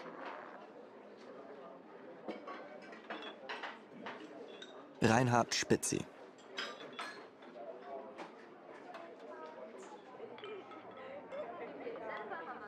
Enjoying meat, he said, triggered a desire for alcohol. And then again, alcohol stimulated smoking. And this was how one vice led to another. Nicotine was, in his opinion, even worse than alcohol. He actually toyed with the idea of totally banning smoking throughout Germany. The campaign would start with a skull and crossbones printed on the cigarette packet. Christa Schröder. Diary, January the 11th, 1938. Second air raid drill. We learned how to use gas masks. Henrietta Schneider. Air raid drill at a factory against an attack with conventional and chemical weapons in Brunswick. Founded in April 1939, the Reich Luftschutzbund, or State Air Shelter League, unites all air raid activities. At the lowest level, it consists of volunteers from local communities and, at municipal level, the fire brigades. In 1939, 15 million people are brought together in the Luftschutzbund. During the war, the air raid community is mainly formed of older men and single women.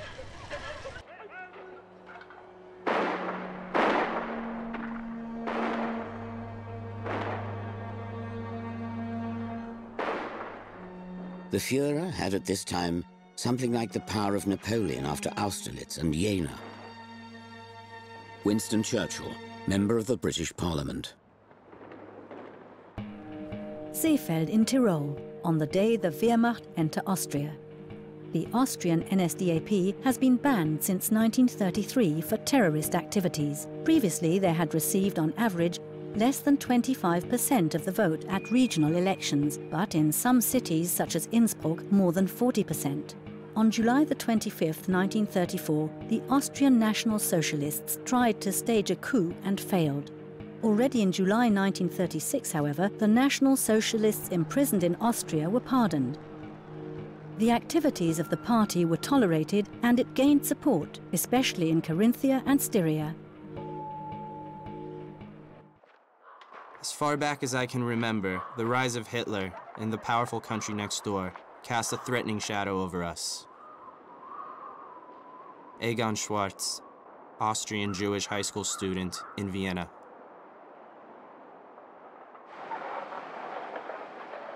People knew about Dachau and Oranienburg. They didn't like to talk about it. Kurt Schuschnigg, Austrian Chancellor. Apart from his resolve to bring all Teutonic races into the Reich, as so plainly described in Mein Kampf, Hitler had two reasons for wishing to absorb the Austrian Republic.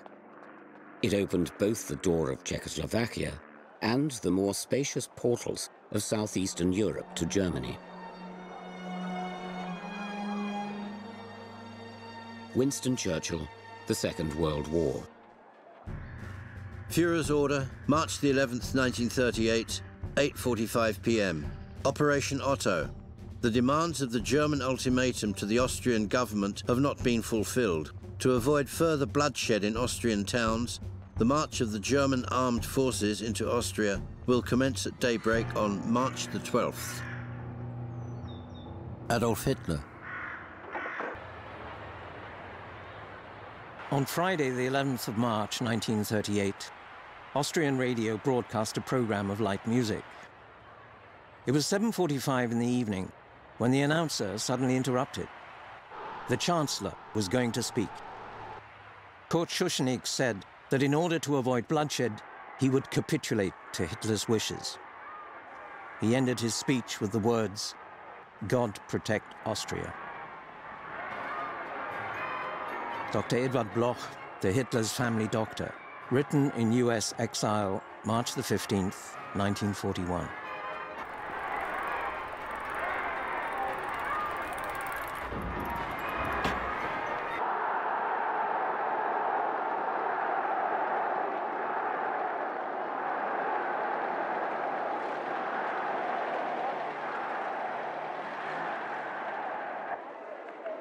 Diary, Sunday, March the 13th, 1938. In the evening, the announcement of the new law for Austria, issued by the Fuehrer in Linz. Adolf Hitler is now also the commander-in-chief of all troops in Austria. Henrietta Schneider. If it is still claimed today that Hitler occupied Austria against the will of the Austrians, that doesn't coincide with my observations. Fritz Wiedemann, adjutant to Adolf Hitler.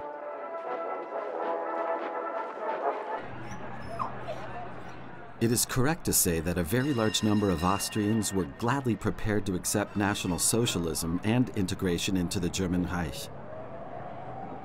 This number is made up of all those who were disappointed with the politics of compromise of previous years and who doubted that Austria would be able to hold out against National Socialism. Those who expected liberation from what they called clericalism, and above all, those who felt threatened by the Jewish menace.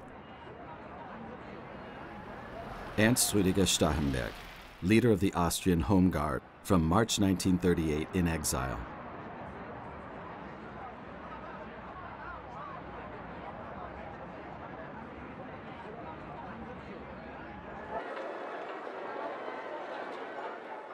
Women, especially, enjoyed decorating themselves with the emblems of National Socialism that they wore as medallions or brooches. By contrast, there was terror and fear among the opponents of National Socialism.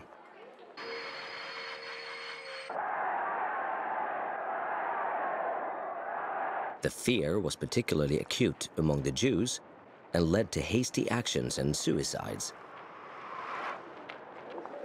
Egon Basch, St. Pölten, German-Austrian Jew.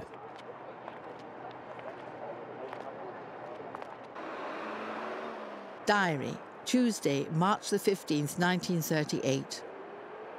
We listened to the Führer around 11 o'clock. You asked yourself, can it be possible that we have become a great unified Reich without a war?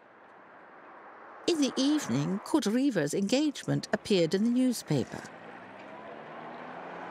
Henrietta Schneider. Hitler's speech from a balcony of the Habsburg Palace. As Führer and Chancellor of the German nation and Reich, I report before history the entry of my homeland into the German Reich. In das Deutsche Reich!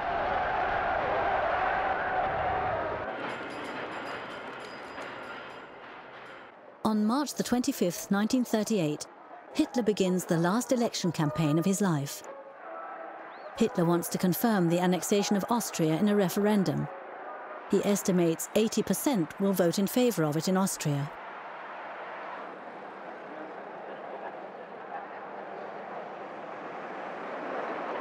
With a public information film, the population in what is now the Greater German Reich is informed how and above all where they should mark their crosses in the plebiscite. Oh, das ist doch ganz einfach. Haben Sie ein Dokument bei sich? Erkennungskarte oder Heimatschein, Taufschein, Reisepass oder sonst eine amtliche Legitimation? Der Meldezettel allein genügt nicht. Meinen Taufschein habe ich mitgenommen und meinen Heimatschein. Eines von beiden genügt schon. Und dass Sie keinen Fehler machen, werde ich Ihnen drinnen im Stimmlokal alles erklären.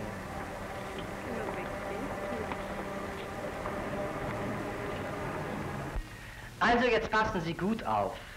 Der Herr, der dort hinter dem Tisch sitzt, das ist der Wahlleiter. Zu dem gehen Sie hin und sagen Ihren Namen und Ihre Adresse und zeigen ihm Ihr Dokument. Josef Berghofer, Hauptstraße 43. Sehen Sie, einer der Beisitzer schaut jetzt nach, ob der Wähler in der Stimmliste enthalten ist. 412. Jetzt bekommt der Wähler einen Stimmzettel und einen Briefumschlag, mit dem er dort in die Stimmzelle geht. In der Stimmzelle macht man da mit dem Bleistift in den großen Kreis, bei dem ein Ja steht, ein Kreuz, in den großen Kreis, bei dem ein Ja steht, ein Kreuz. Das ist sehr wichtig und legt den Stimmzettel in den Briefumschlag. Auf dem Stimmzettel darf nichts anderes vermerkt werden als nur das Kreuz in dem Ja-Kreis, sonst ist der Stimmzettel ungültig. Den Briefumschlag mit dem Stimmzettel übergibt man dann dem Wahlleiter, der ihn ungeöffnet in die Wahlurne legt. Dankeschön. Ist das alles? Eigentlich nicht. Denn nachher, wenn Sie abgestimmt haben, müssen Sie nach Hause gehen und dafür sorgen, dass auch alle Ihre Bekannten rechtzeitig zur Abstimmung kommen. Hitler estimates 80% will vote in favour of it in Austria. He's more than surprised when on the evening of April the 10th, the referendum results are announced. 99.75% have voted for the Anschluss, more than in the Old Reich.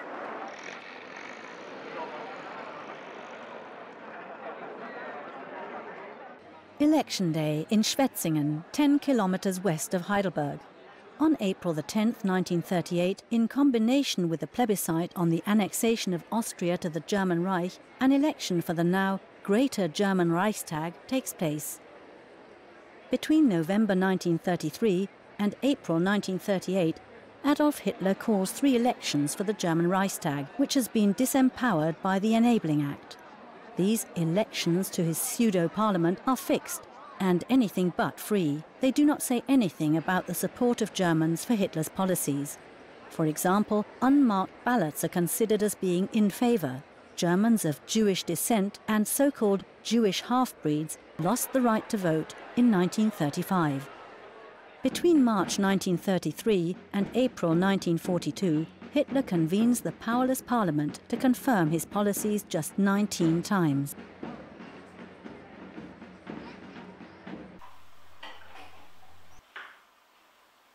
As it turned out, in the Great German Vote, all the staff in Paul Zollneiss's house, from the chauffeur to the chambermaids, are party members.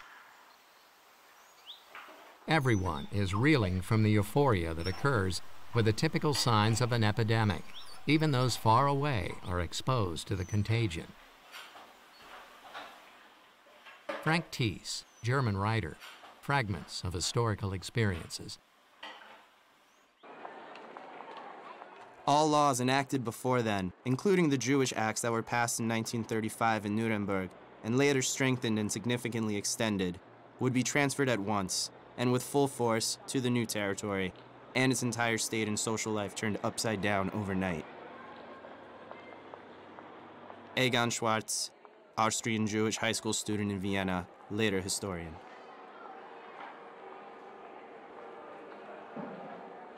A march passed in Lower Austria to mark May the 1st. Austria's Social Democrats had won more than 40% of the votes in the last free National Council elections. The National Socialists tried to win over the Social Democrat supporters who, in the form of the Schutzbund, had once fought street battles with the SA. Hermann Neubacher, National Socialist, Mayor of Vienna since April the 12th, 1938. Former members of the Schutzbund, we understand you. You believed, as we also believe. You stood up for it, as we did during difficult years. You were revolutionaries, as are we. Today we extend our hand.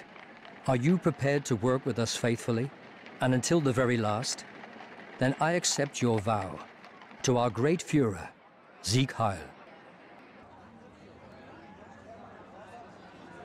Summer at Lake Atta in the Salzkammergut resort.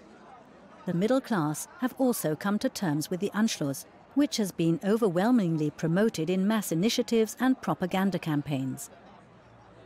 The Catholic German nationalism of the Christian social movement, dominant up until 1938, facilitates the abandonment of almost all resistance.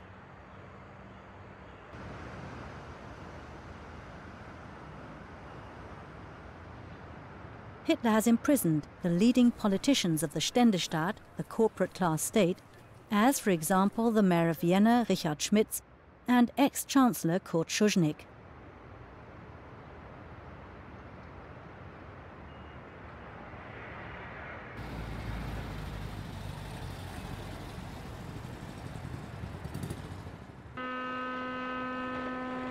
Diary, May 26, 1938. I have requested permission to emigrate. I feel that I have to leave Germany before it is too late. War seems unavoidable. It will, I fear, encompass all of Europe, if not the whole world.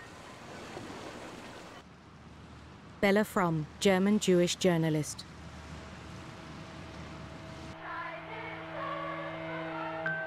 Membership in the Hitler Youth ends at the age of 18, in the Federation of German Girls at 17. Hitler had appointed von Schirach Reich Youth Leader in 1931 at the age of 24.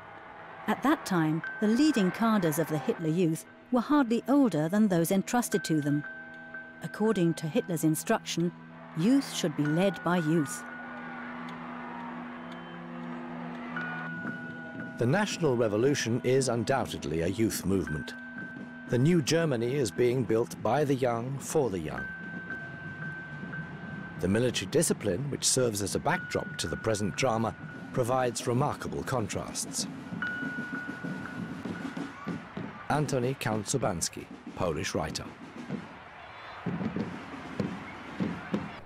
In 1938, in a revised version of the Marriage Act, conceiving children is defined as the purpose of marriage. The refusal of a spouse is considered grounds for divorce, but the National Socialists cannot stop the long-term trend towards smaller families. The average size of household and family continues to shrink in the years 1933 to 1945. In 1920, there was an average of 2.3 children per marriage. In 1930, 2.2, and in 1940, only 1.8 children. Hitler is driven by the notion that he will only be granted a short life. Note of a Hitler speech to NSDAP propaganda leaders. He, Hitler, did not have much longer to live, according to human estimates. People did not grow old in his family. It was therefore necessary to solve the problems as soon as possible so that this would happen during his lifetime. Only he was able to do this. Waldemar Vogt, provincial propaganda leader, Main, Franconia. My personal last will and testament. In the case of my death, I dispose that my remains be buried in the right-hand temple of the Eternal Guardhouse. My coffin should resemble the others. That my entire estate be left to the party. To Fräulein Eva Braun, Munich, a lifelong allowance of 1,000 marks per month. To my sister Angela, Dresden, a lifelong allowance of 1,000 marks per month. To my sister Paula, Vienna, a lifelong allowance of 1,000 marks per month. To my stepbrother Alois Hitler, the lump sum of 60,000 marks. To my trusted Julius Schaup, the lump sum of 10,000 marks and a lifelong monthly pension of 500 marks. I appoint the Master of the Treasury as executor of this testament. In the case of his death, Martin Bormann. Berlin, May the 2nd, 1938. Adolf Hitler. Trappau lies near the German border.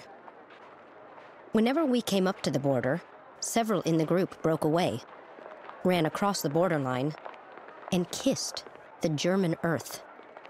Later, I learned that these children were ethnic Germans who were raised to love Germany. Ruth Elias, Czech Jew.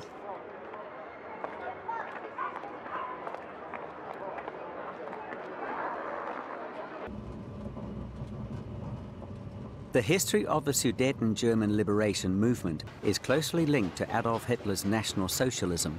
Although we were never allowed to have a shared organization with the National Socialists in the Reich for political and foreign policy reasons, no artificial barriers could prevent the spirit of Adolf Hitler from attracting ever larger masses of Sudeten Germans. Swastika flags flew on the streets of Sudeten German districts and cities. The marching columns of a faithful German youth, devoted unto death, broke the Marxist rule of violence. Hans Krebs, German National Socialist Workers' Party of Czechoslovakia, MP. Diary, Monday, September the 12th, 1938. In the evening, we heard the close of the party convention in Nuremberg. Adolf Hitler called on President Beneš. If the Sudeten Germans are not protected, we know what we have to do. God preserve the existing peace.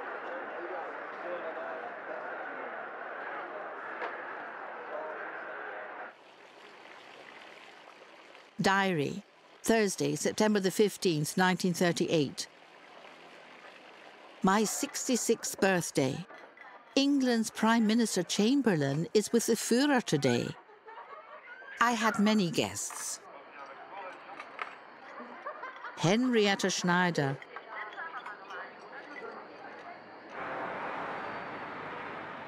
The British Prime Minister made a really good impression on our people. But unfortunately, he wasn't the right man for Hitler. He was too kind and decent. One should have found a different negotiating partner for Hitler. A bulldog like Churchill or a hard-headed colonial general. A negotiator like that would have made more of an impression than benign Uncle Chamberlain with his umbrella. Reinhard Spitzi, personal assistant to Joachim von Ribbentrop.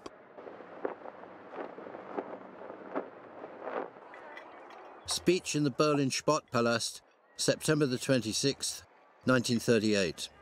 I also want to declare now, before the German people, that with respect to the Sudeten German problem, my patience is now exhausted. I have made Mr. Beneš an offer, peace or war. Either he finally gives the Germans their freedom, or we will come and take this freedom ourselves. Adolf Hitler.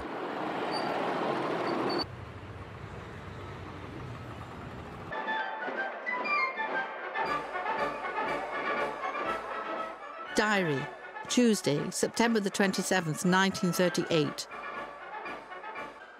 Hitler spoke to the German people last night. If Beneš doesn't accept his offer, we'll move in on October the 1st. That means war. Henrietta Schneider. There were various different tones to these discussions. Hitler found friendly words of recognition for Chamberlain, and Lotus spoke the oft-quoted sentence, "We don't want any Czechs." Paul Otto Schmidt, interpreter for Adolf Hitler. Diary, Wednesday, September the 28th, 1938.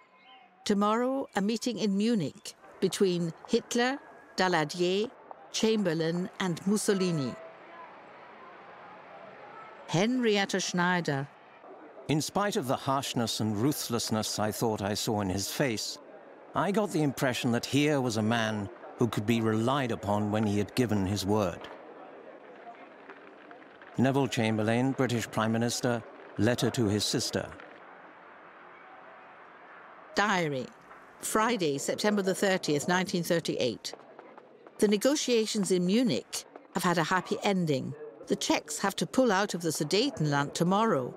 Hitler, our Prince of Peace. Henrietta Schneider. The genius of the Führer and his determination not to shrink, even in the face of war, have again achieved victory without the use of force. Alfred Jodl. Letter to Elizabeth Wagner, October the 9th, 1938. The occupation is going smoothly.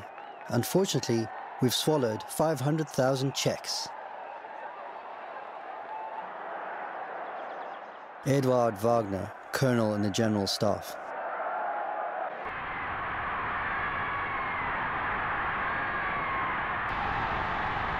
The increasingly heady atmosphere of the days of the occupation has already ebbed away. Nevertheless, one has to say that National Socialism has been accepted everywhere. Soon after the occupation, we received letters from relatives of refugees, mostly comrades, that clearly showed that they too had been convinced by National Socialism. Germany Report of the German Social Democratic Party, December the 10th, 1938.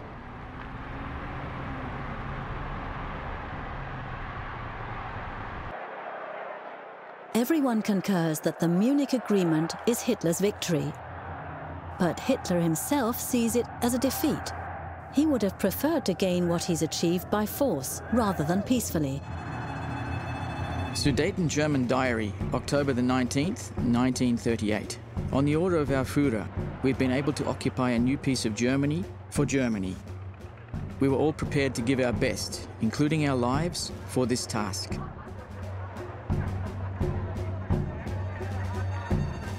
Benno von Arendt, Reich Set Designer, Reserve Officer.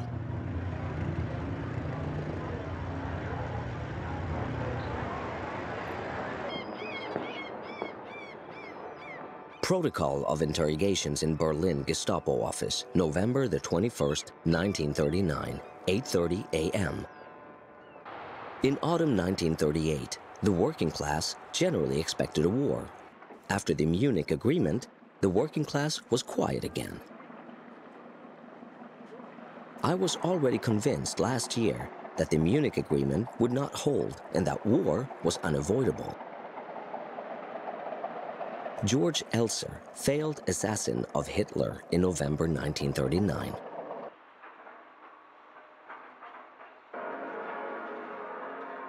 On Monday, November the 7th, 1938, the stateless 17-year-old Jewish boy Grünspan goes to the German embassy, demands to speak with one of the counselors, is taken to the duty counselor vom Rat, and shoots him. Grünspan describes the motive for the act as wanting to take revenge for his fellow believers, for the Polish Jews forced out of Germany. Walter Tausk, German Jew, Wroclaw, Diary.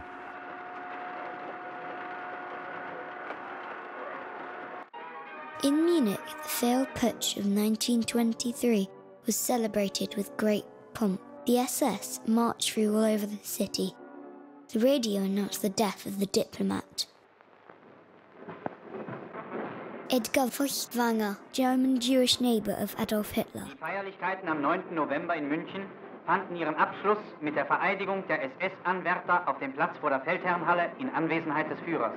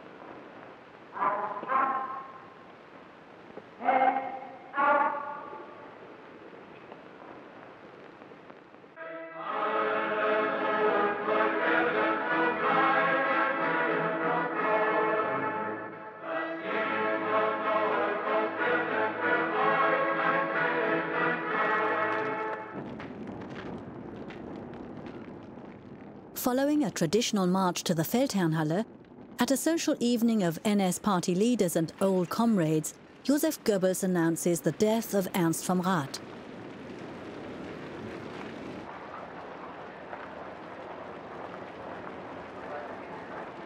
I go to the party reception in the old town hall. Very busy. I report the matter to the Führer. He orders, withdraw the police. The Jews should for once feel the people's anger. Joseph Goebbels, Diary. It was clear to me that something would happen outside in the Reich. I believe that the saying, "the Jews will pay for this," was widely misunderstood. Hartmann Lauterbacher, Deputy Leader, Hitler Youth. Diary, November 1938. In the night that brings the news of the death, a pogrom breaks out all over Germany. All the synagogues are on fire, windows are smashed in all the Jewish shops, the wares destroyed. Apartments are broken into. Thousands of Jewish men are arrested and locked up in concentration camps.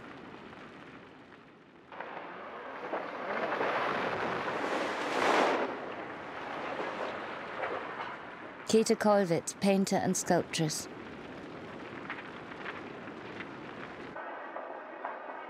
The synagogue in Esslingen in Württemberg is plundered by residents of the town on the afternoon of November the 10th. Religious artifacts are burned. Hermann screamed hysterically. These damn idiots! I have to collect every old bucket and every old newspaper in Germany, and then a horde of hooligans goes around and destroys things worth millions in one evening. My concern was the methods that the regime was using to deal with its political opponents. I was deeply shocked, and I said to Hermann, "Fate has blessed your party so. Don't sin." Emmy Göring, Historical Events and Confessions. When that segment of the population that had not taken part either as police or SA awoke after the fatal night and saw the destruction that had taken place, a sequence unfolded that its instigators had not expected. An unmistakable, deep sense of depression and shame seized the public. People said, "I'm ashamed to be a German." Rudolf Bing, German-Jewish businessman, Nuremberg.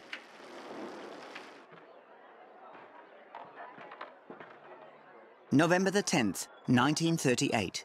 Meeting in the Ministry of Aviation.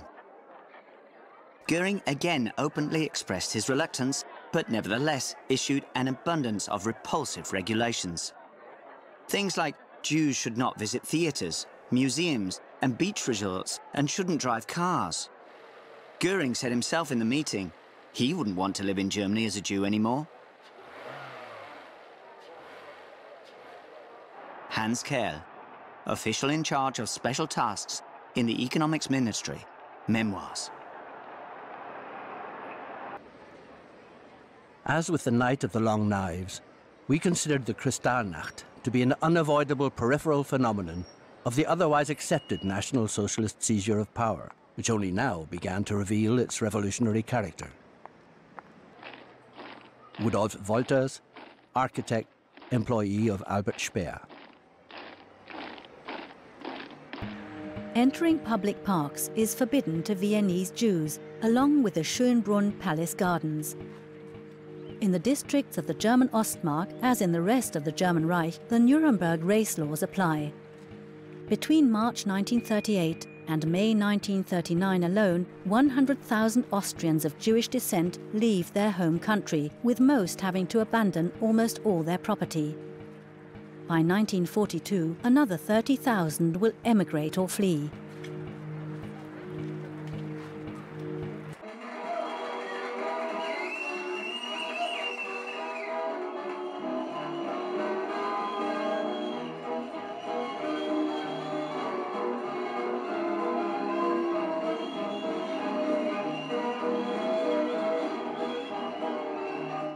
Diary, December the 6th, 1938. A boycott has been issued against Jews throughout the Reich. The ban against Jews in Berlin applies to all theatres, cinemas, cabarets, concert and lecture halls, museums, fairs, the radio tower, the Deutschlandhalle and the Sportpalast. In addition, all outdoor and indoor swimming pools, as well as from Wilhelmstraße and Vossstraße to the Reich Monument and the Zeughaus. Erich Ebermeier, writer. Harassed by the Nazi authorities, around 120,000 German and Austrian Jews succeed in leaving their homeland by the beginning of the Second World War.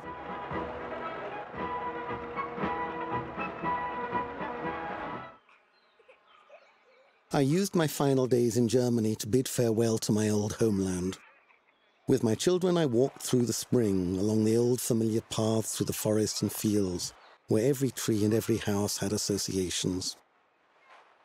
Never again in my life would I walk on these paths.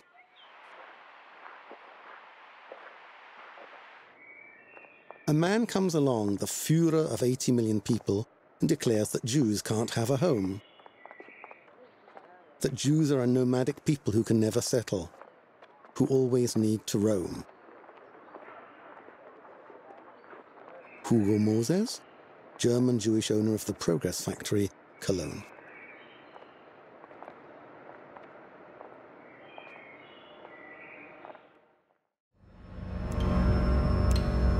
After the Saarland referendum and reunification with the German Reich, Hitler repeatedly declares that he has no further territorial claims and just wants peace. Already in March 1938, he breaks his word and uses the threat of a military occupation to annex Austria. He then threatens to invade parts of Czechoslovakia and, thanks to the Munich Agreement of October 1938, is able to claim a large part of the country.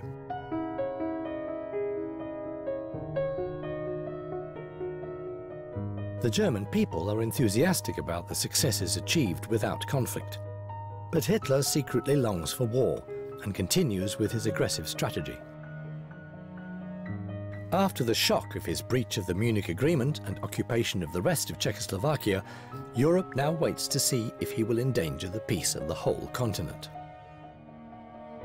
Hitler is convinced that Great Britain and France want to avoid a war. Will he go further?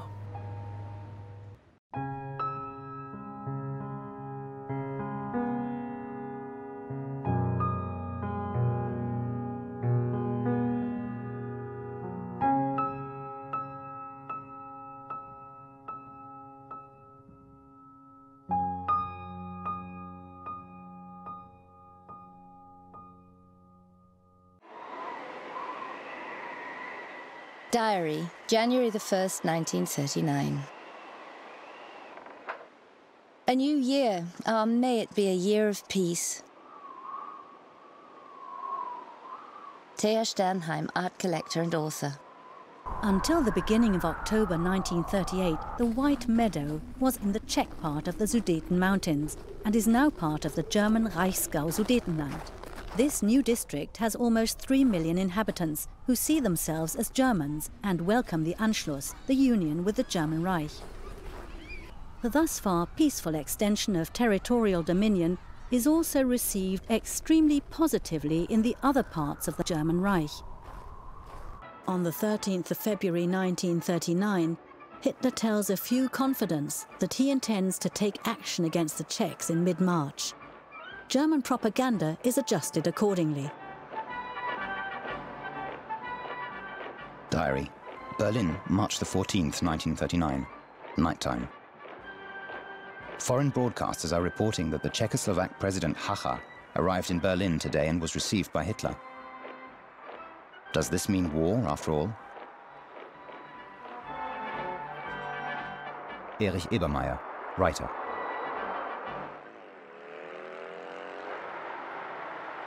In the meantime, I dealt with the transcription of the statement of just a few lines, reading, "The Czechoslovak president has declared that he has trustingly placed the fate of the Czech people and country in the hands of the Fuehrer of the German Reich. The Fuehrer accepted this declaration and expressed his intention of taking the Czech people under the protection of the German Reich and guaranteeing them autonomous development of their ethnic life suited to their character." Paul Otto Schmidt, interpreter for Adolf Hitler.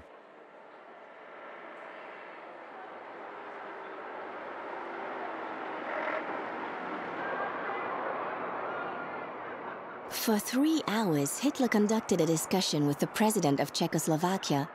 We all knew that it was about war or peace. Suddenly the door opened, Hitler rushed out and proclaimed, So, people, good news. Fuehrer has signed the agreement. I will go down as the greatest German in history. Christa Schröder, Hitler's private secretary.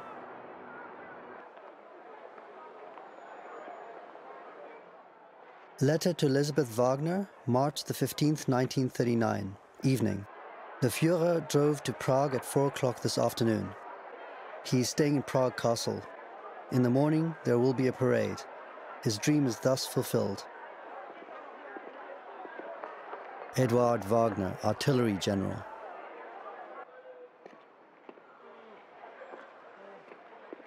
Diary. Thursday, March the 16th, 1939. The Fuhrer had the contents of Article 13 on the establishment of the Protectorate announced over the radio. Henrietta Schneider, housekeeper, East Prussia. After World War I, the Allied victors awarded the Rhineland to Lithuania. After threats of military force, Hitler sets an ultimatum for bringing Rhineland home to the Reich. In the face of a complete lack of international support, Lithuania complies. Letter to Elisabeth Wagner, Berlin, March the 22nd, 1939. The Fuhrer will move into Memel, East Prussia tomorrow, but there will be no fuss made about it in the rest of the world. Eduard Wagner.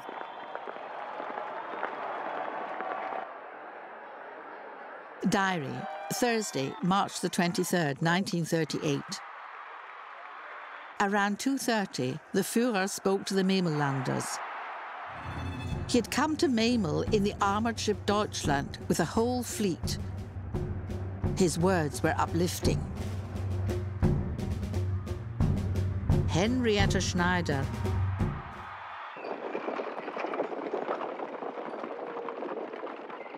Secret report to Ambassador Josef Lipski in Berlin. Everyone is awaiting further steps from Hitler. It is generally assumed that after the annexation of Memel, he has to move on to the settlement demands with Poland, primarily the takeover of Danzig and the corridor. The solution to these questions will meet with understanding and recognition by the German people. Felix Tyszewski, Polish General Consul. A meeting in Schorfheide near Berlin in spring 1939. Hermann Göring and the British ambassador Neville Henderson. We had reached the last act of the drama, and the curtain for it had gone up on that momentous March the 31st, when Mr. Chamberlain had announced our agreement with Poland. Neville Henderson, British Ambassador to Germany.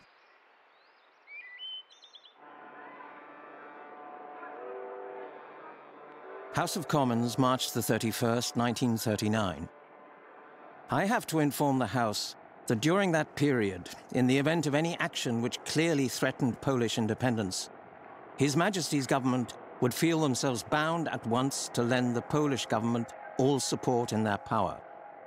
They have given the Polish government an assurance to that effect. I may add that the French government have authorized me to make it plain that they stand in the same position. Neville Chamberlain, Prime Minister.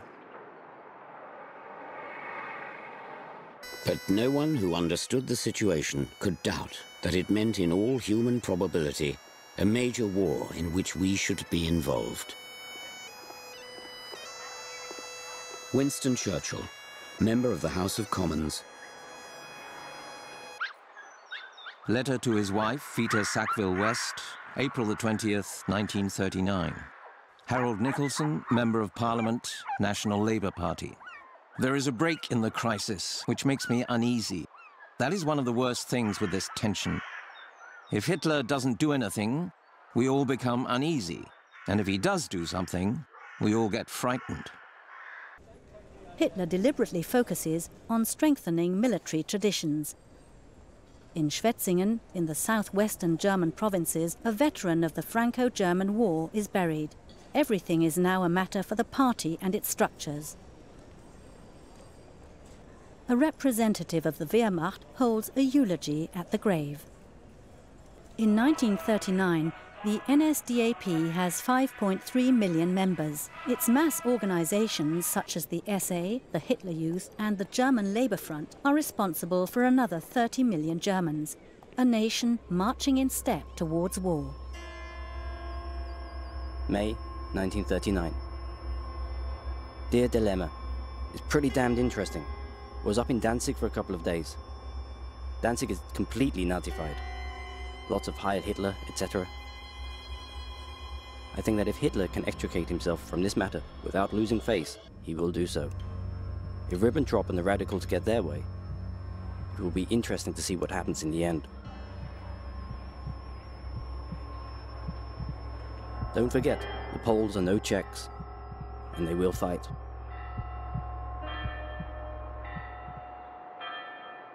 John F. Kennedy, letter to his childhood friend, Kirk Lem Billings.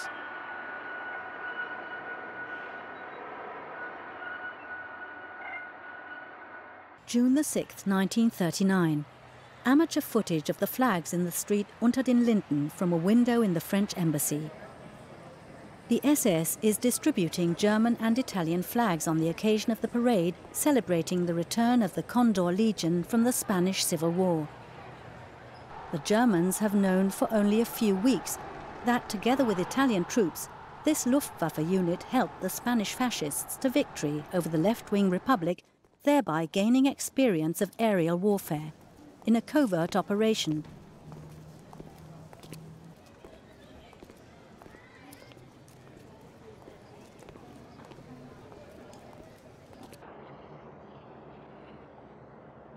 Speech at the Carlton Club, London, June the 28th, 1939. What is Herr Hitler going to do? Is he going to try to blow up the world or not? The world is a very heavy thing to blow up. An extraordinary man at a pinnacle of power may create a great explosion, and yet the civilized world may remain unshaken. But the world will go on. Winston Churchill.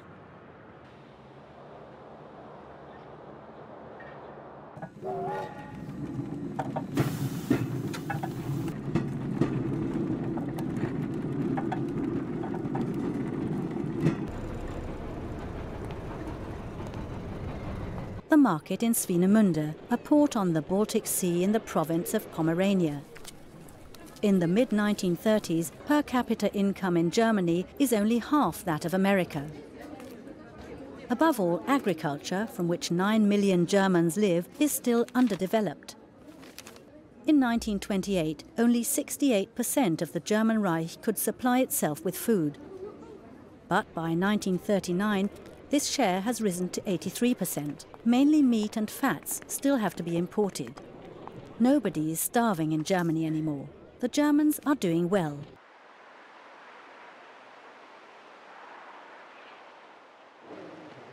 In my memory, the summer of 1939 will remain a strange unreality of a cosmically disturbed world, as a tragically terrifying calm before the storm. Arno Breker, sculptor and architect.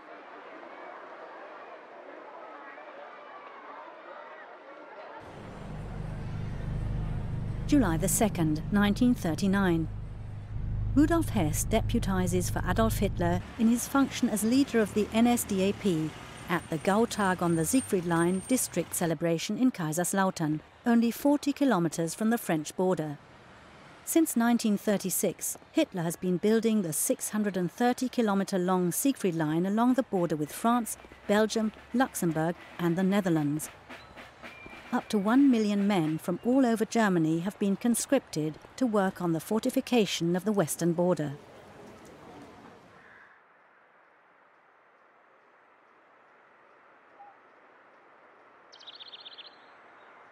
I still remember how I threw my aunt's cat from the second-floor window and it landed unharmed.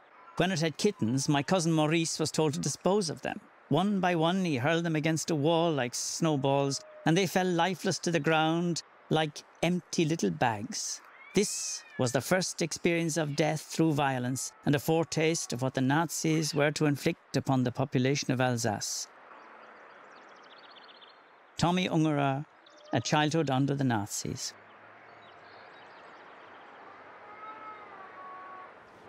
Sunday, July the 16th, 1939. A Guard battalion has lined up before Adolf Hitler outside the Museum of German Art in Munich. Since this summer, Wehrmacht officers and party officials are allowed to wear the white tunics as a dress uniform. Hitler, followed by Reichsführer SS Heinrich Himmler in black SS uniform, walks up the steps of the museum.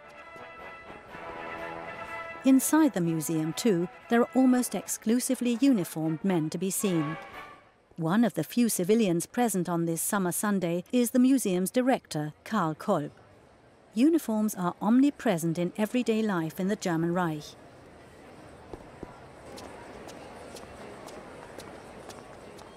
This morning, Adolf Hitler is attending the opening of the Great German Art Exhibition of 1939 at the Museum of German Art. Hitler takes the floor, but, as often, does not speak without notes.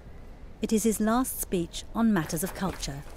Following this, Hitler inspects the exhibition with his confidant in art affairs, the architect Gerdi Trost.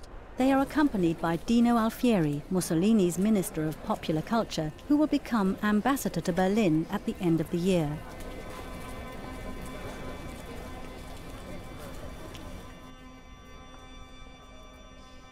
Most of the exhibiting artists are in tails.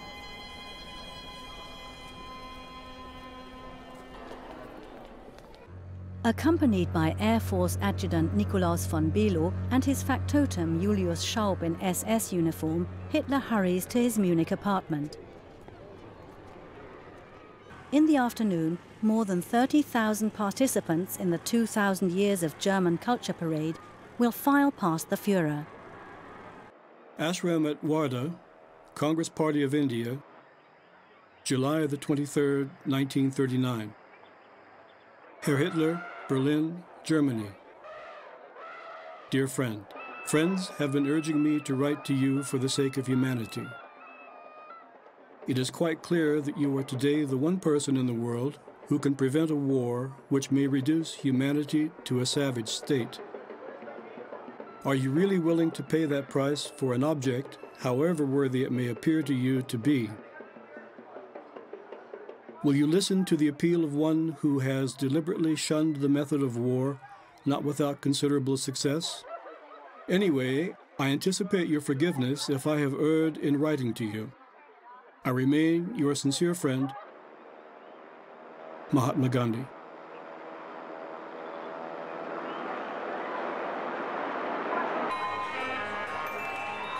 Letter to Max Born, Edinburgh, August the 1st, 1939. I don't want to write much about the witch's cauldron that is Germany. Those who, like you, participated in 1933 have no idea what it is like in 1938-39. Words cannot describe how this great nation is tearing itself apart. Otto Toeplitz, German mathematician of Jewish descent.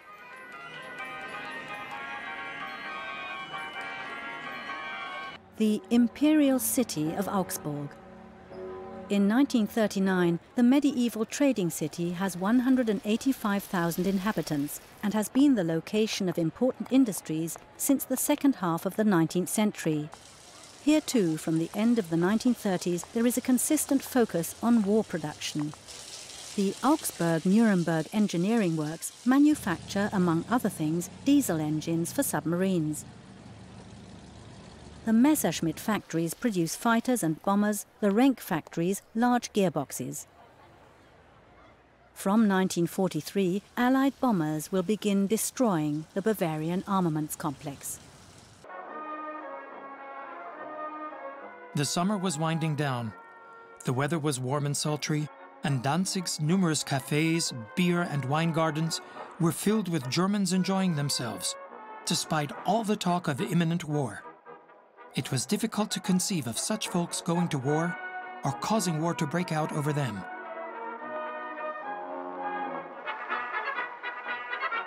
William Shirer, correspondent for the Columbia Broadcast System in Berlin.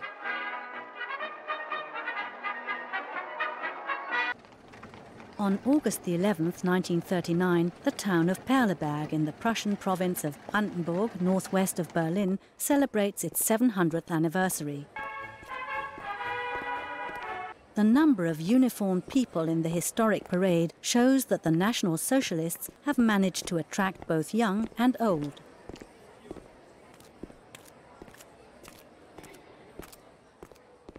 A music corps of the Luftwaffe. Since 1934, Perleberg has been the location of a military airbase. The Organisation Todt, a paramilitary construction group, the National Socialist Motorized Corps, and the local political leaders of the NSDAP. A brass band of the General SS, followed by regional SS stormtroopers, the Reich Labour Service. Hitler is marching Germany to war. Hitler could also keep secrets with astonishing mastery. He never told us his secret intentions or informed us about his plans. Christa Schröder.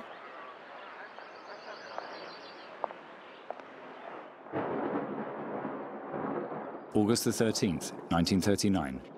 Obersalzberg. Paul Otto Schmidt, interpreter of Adolf Hitler. Hitler was completely set on war. The British are guilty of everything. The Poles have a serious lesson to learn. The democracies are inferior to Germany and will never fight. Was the recurring keynote of the German dictator's speeches.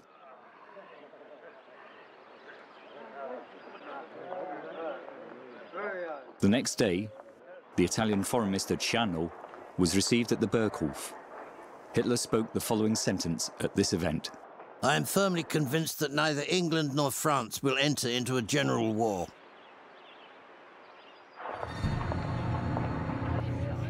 Italy's foreign minister cannot talk Adolf Hitler out of his war plans.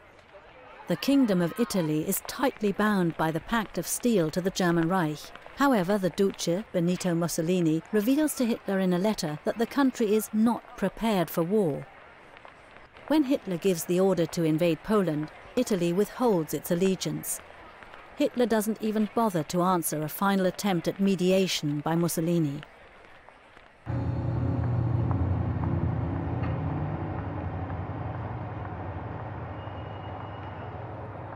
On August the 19th, Käthe and Erich Höse from Leipzig begin their honeymoon with a canoe trip on the Oder River in Upper Silesian Ratibor. They take Erich's camera.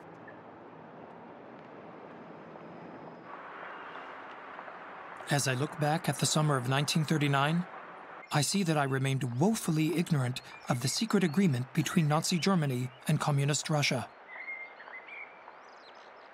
William Shirer, U.S. journalist. For 12 days, the newlywed Leipzigers paddle down the Oder. During this time, Adolf Hitler propels the continent into a world war. Diary, Paris, August the 19th, 1939. Announcement of a German-Russian non-aggression pact. Thea Sternheim.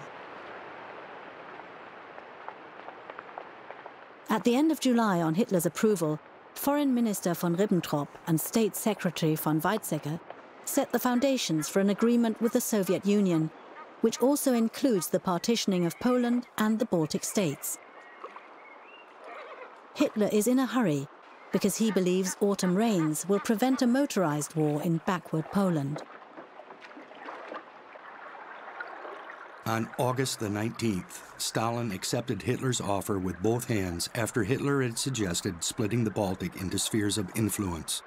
I noted, but if Ribbentrop travels to Moscow, it means Russia is inviting Hitler to invade Poland. Ernst von Weizsäcker, Secretary of State at the Foreign Office, Memoirs.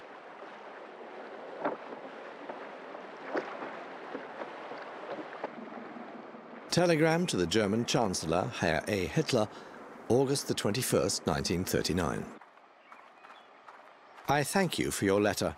I hope that the German-Soviet non-aggression pact will be a turning point and a serious improvement in political relations between our countries.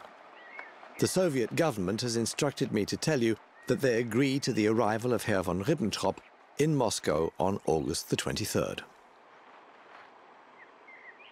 J. Stalin.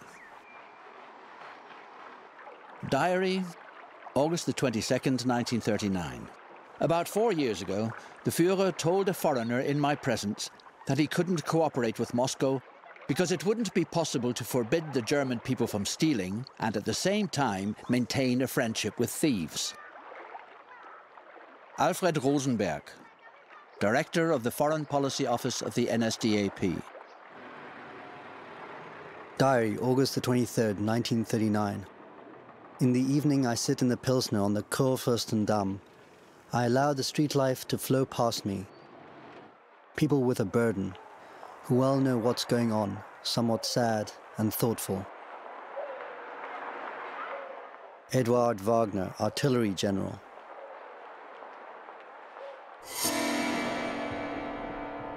August the 22nd, 1939. The speech in which Hitler addressed military leaders took place in the great reception room of the Berghof. He was of the opinion that, ultimately, the Western powers would not take up the sword. Erich von Manstein, Lieutenant General.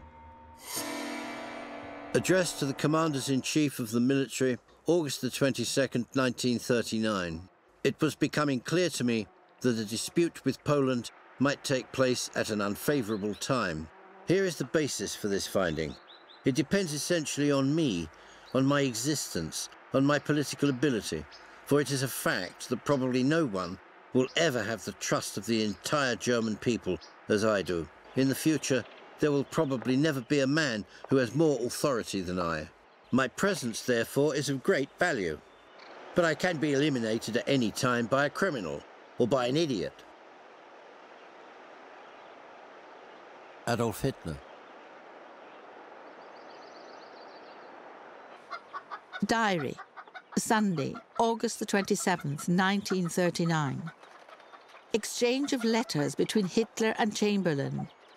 Hitler wants Danzig and the corridor for Germany. Henrietta Schneider.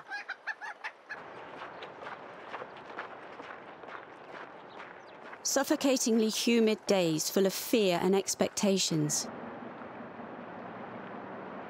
Very calm, now only a few cars, but trains, almost without a break, whistling shrilly. You can't do anything, can't think, can't feel anything other than no war. Marie-Louise Kaschnitz, author, notes.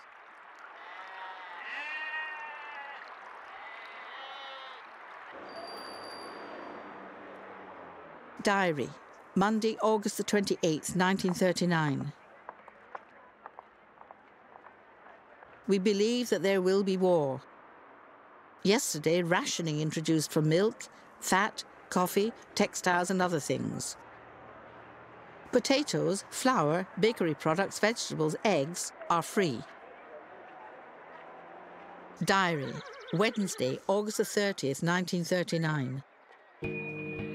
In the afternoon, troops equipped for war passed for hours, heading for the border. Poland has declared mobilization. Henrietta Schneider. On August the 30th, Käthe and Erich Höse reached the delta of the Oder River and Stettin, the harbour. Government cruise liners are anchored here, placed under the protection of the Red Cross as hospital ships. 2 days after the honeymooners arrive in Stettin, the Second World War begins. Erich Höse becomes a soldier on September the 1st. Autumn is coming. The terrifying autumn of 1939. For suddenly the world is trembling. The trembling now felt is long delayed and has time and again been bravely warded off. Hitler invades Poland, England's ward of court. Friedrich Hollander, German composer. Night of August the 30th, 31st, 1939.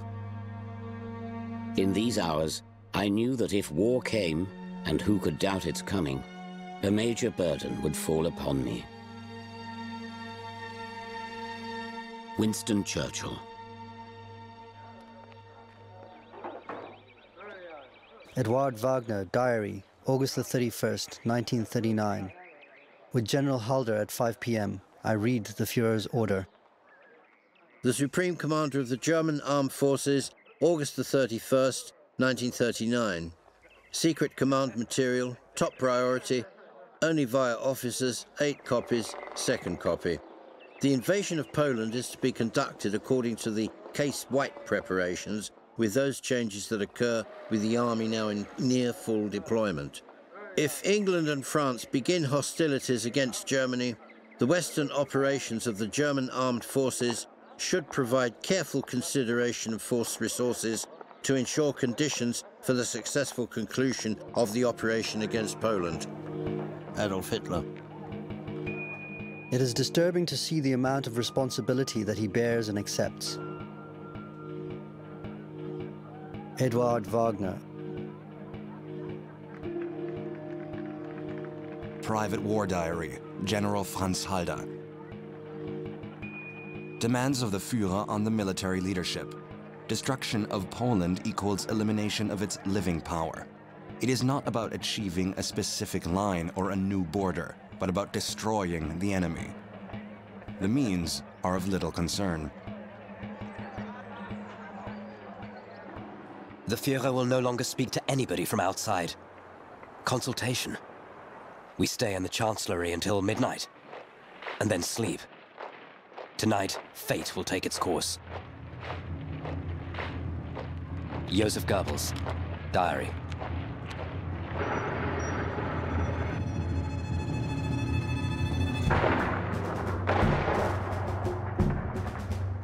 Message from Commander of Westerplatte Peninsula to Polish Navy Headquarters in Gdynia, September the 1st, 1939, 0450. At 0445, the armored cruiser Schleswig-Holstein opened fire on the Westerplatte with all its guns. The barrage continues. Henryk Zukarski, Major of the Polish Army. Im Zeichen schwerster polnischer Bedrohung erklärt Danzig am 1. September 1939 seine Heimkehr ins Reich. Noch haben sich bewaffnete polnische Banden im Postgebäude verschanzt. Sie bedrohen von hier aus den Frieden der Stadt. Männer der Danziger Heimwehr räuchern im Schutze eines Panzerwagens diesen gefährlichen Schlupfwinkel aus.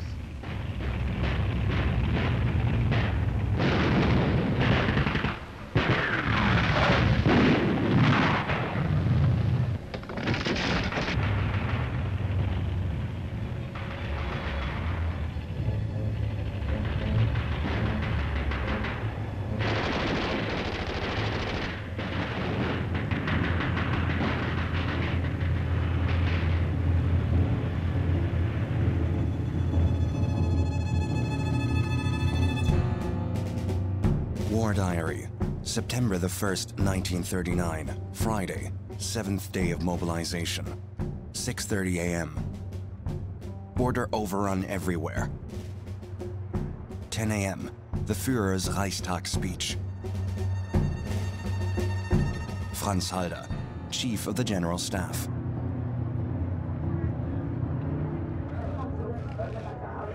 Diary, Friday, September the 1st, 1939. Poland has rejected Hitler's offer.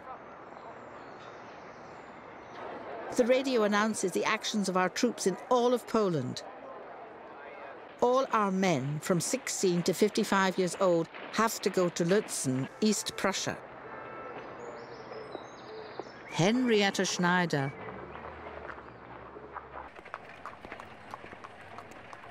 Now we are at war. God grant that not everything good and valuable should perish. The less time it takes, the better. Yet one must consider that our opponents are not going to reach a peace agreement with Hitler and Ribbentrop. What this means? Who would not be able to see the consequences? Ernst von Weizsäcker, State Secretary, Ministry of Foreign Affairs.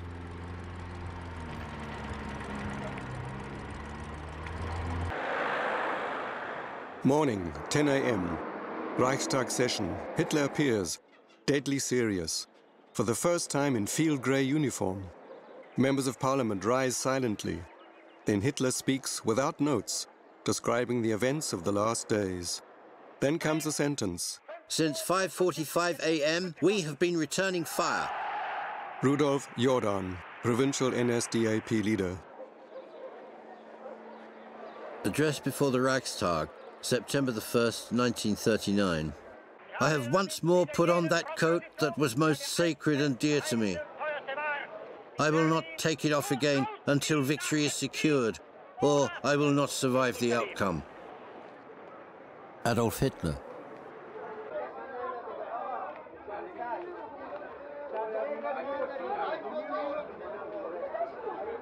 I have a clear memory of the day war broke out. The adults were really serious. Many women cried. On the Rhine Bridge, the first refugees of the Second World War passed by. They were farmers from southern Palatinate villages who had been evacuated from the threatened region behind Hitler's acclaimed fortifications along the French-German border, and who were now going to assembly centres with the few belongings they could take. The ramshackle carts were drawn by cows. Helmut Kohl, schoolboy, later Prime Minister of Germany.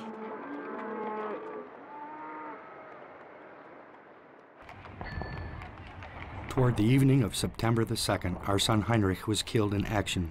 The site of his swift and untimely death was the Tuchola forest region at the train crossing near Klonovo. It occurred while Heinrich, a lieutenant and leader of the 1st Platoon of the 9th Infantry Regiment, was advancing against Polish riflemen ahead of his troops.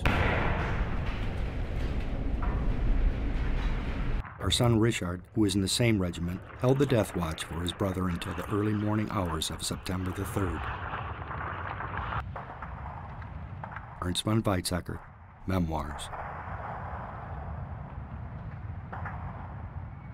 In the early hours, 4 a.m., of September the 3rd, I was accordingly instructed by His Majesty's government to arrange for a meeting with the Minister for Foreign Affairs at 9 a.m.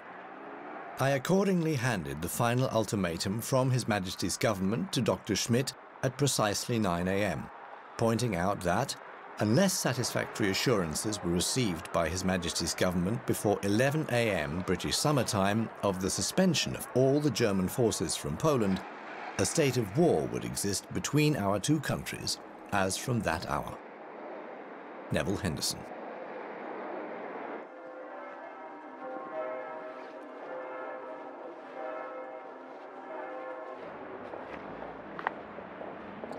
Then I took the ultimatum to the Chancellery.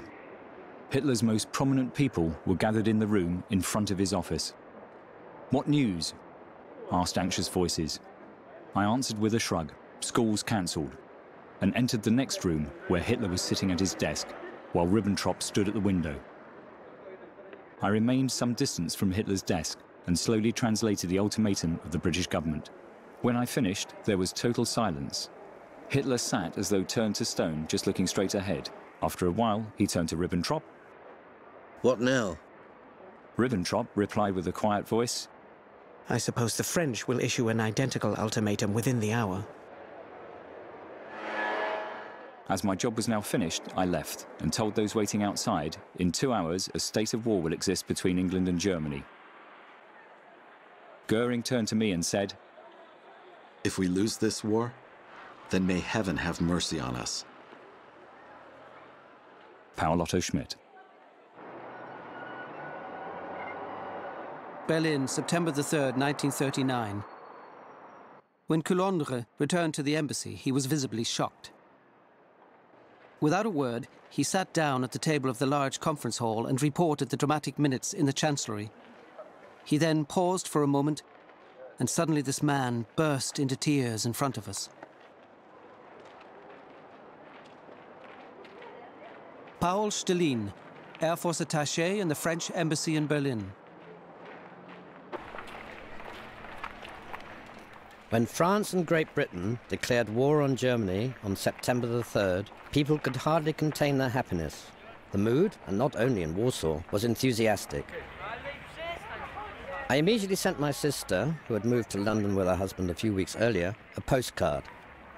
It certainly won't be easy, perhaps even terrible, but we are in good spirits because we don't have the slightest doubt that Germany will lose.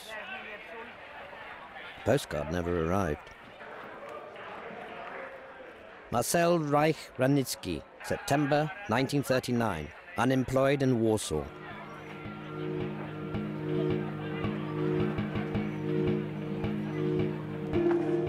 War Diary, September the 3rd, 1939, Sunday.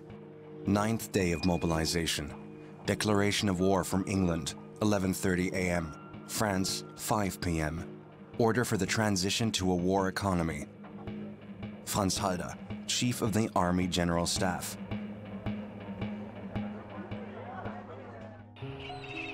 We were woken up at 6 a.m. by a man in a dinghy banging on the side of our boat. You guys English? Yes. Well, lots of luck. You've just declared war on Germany. We never spoke a word, just went below and filled 2 teacups with warm gin. When we finally arrived at Catalina and joined the others, we found a somber group. Nobody knew quite what to do. Like millions all over the world, it was beginning to dawn on us that we were pawns in a game that had got out of control. David Niven, British Hollywood actor, Reminiscences. Adolf Hitler accepts the world power's entry into the war because he considers himself infallible. The extraordinary success leading up to March 1939 has caused his self-confidence to become megalomania. In private discussions, he compares himself to Napoleon, Bismarck, and Frederick the Great.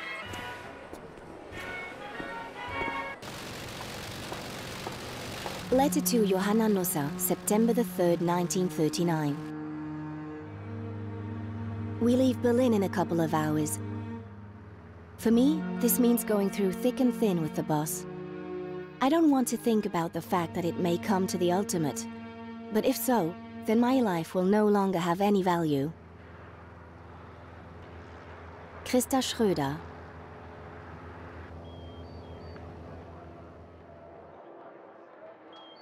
On September the 3rd, 1939, Great Britain and its Commonwealth dominions, Australia and New Zealand, and the Indian Empire declare war on the German Reich. The Union of South Africa follows on September the 6th, and Canada on September the 10th.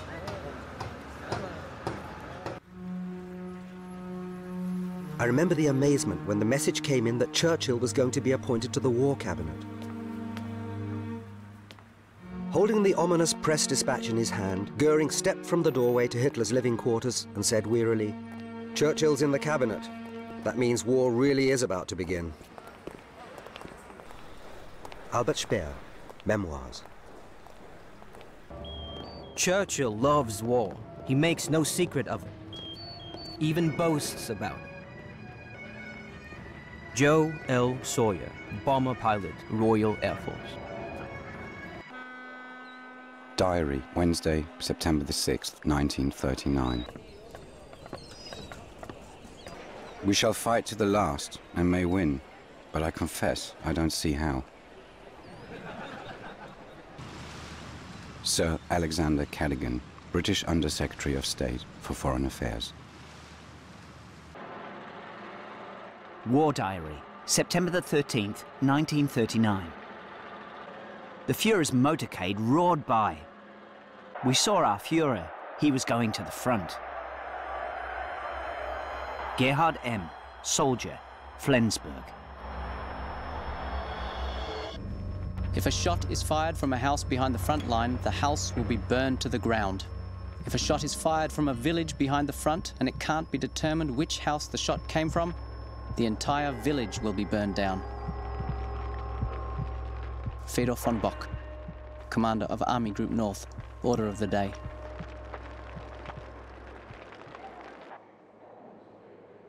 Diary, September the 25th, 1939. Today I was combing my hair and a shaft of sunlight shone on my head, and I was shocked to see how dusty my hair was. I had no grey hairs in my glossy thatch, or very few before the war, but if I keep on like this, I'll be white by Christmas. Nella Last, housewife, Barrow-in-Furness, Lancashire.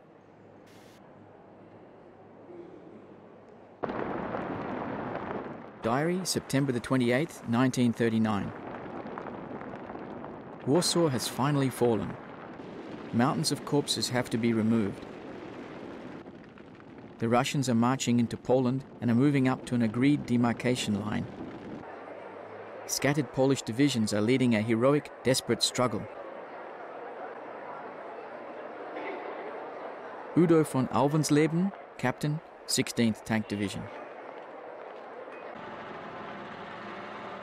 Some 16,000 members of the German armed forces die, and 30,000 are wounded in the Polish campaign of 1939. Sources report 68,000 dead and 130,000 wounded on the Polish side. Tens of thousands of Polish civilians are killed in the course of the 5-week conflict.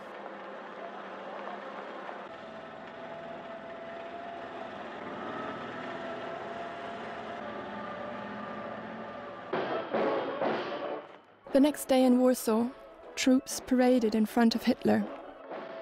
The Lanchner brothers filmed him. I was standing near Hitler and saw how the troops looked at him, mesmerized. Without exception, they appeared ready to do anything for him. If he were to give the order, they would die for him. Leni Riefenstahl, director and actress. In addition to the Free City of Gdansk, western parts of Poland are annexed and added to the Greater German Reich. From October 16, 1939 onwards, the remaining central Poland is subject to the authority of a German civil administration as a general government.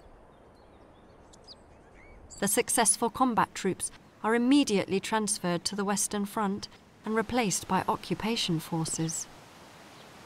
These usually consist of older reservists who have served in the First World War.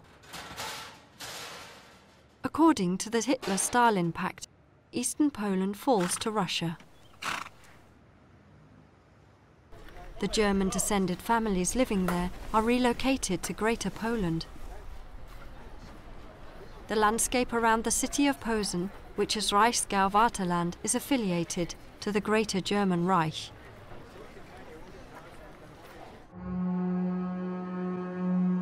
The nation of 35 millions fell into the merciless grip of those who sought not only conquest, but enslavement, and indeed extinction for vast numbers.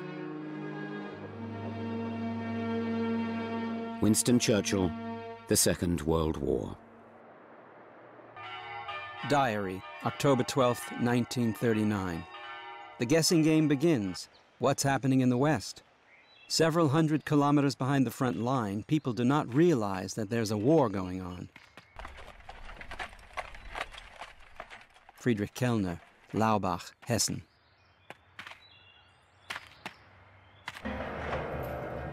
Hard work. One has made one's mark in Germany when one is allowed to work late at the office. In part, the military qualities of the Germans are linked to their industriousness. One doesn't leave the war and go home at 6 p.m. Hans Habe, Hungarian-Austrian-American writer and newspaper publisher. Diary, December the 31st, 1939. Cyril Joad pounds pacifism after dinner. His line is that the ordinary person in England would be less unhappy after a Nazi victory than if he or she lost their sons, lovers, or husband. I do not stay to watch the new year. The old year is foul and the new year terrifying. What shall I have to record this time next year? Harold Nicholson.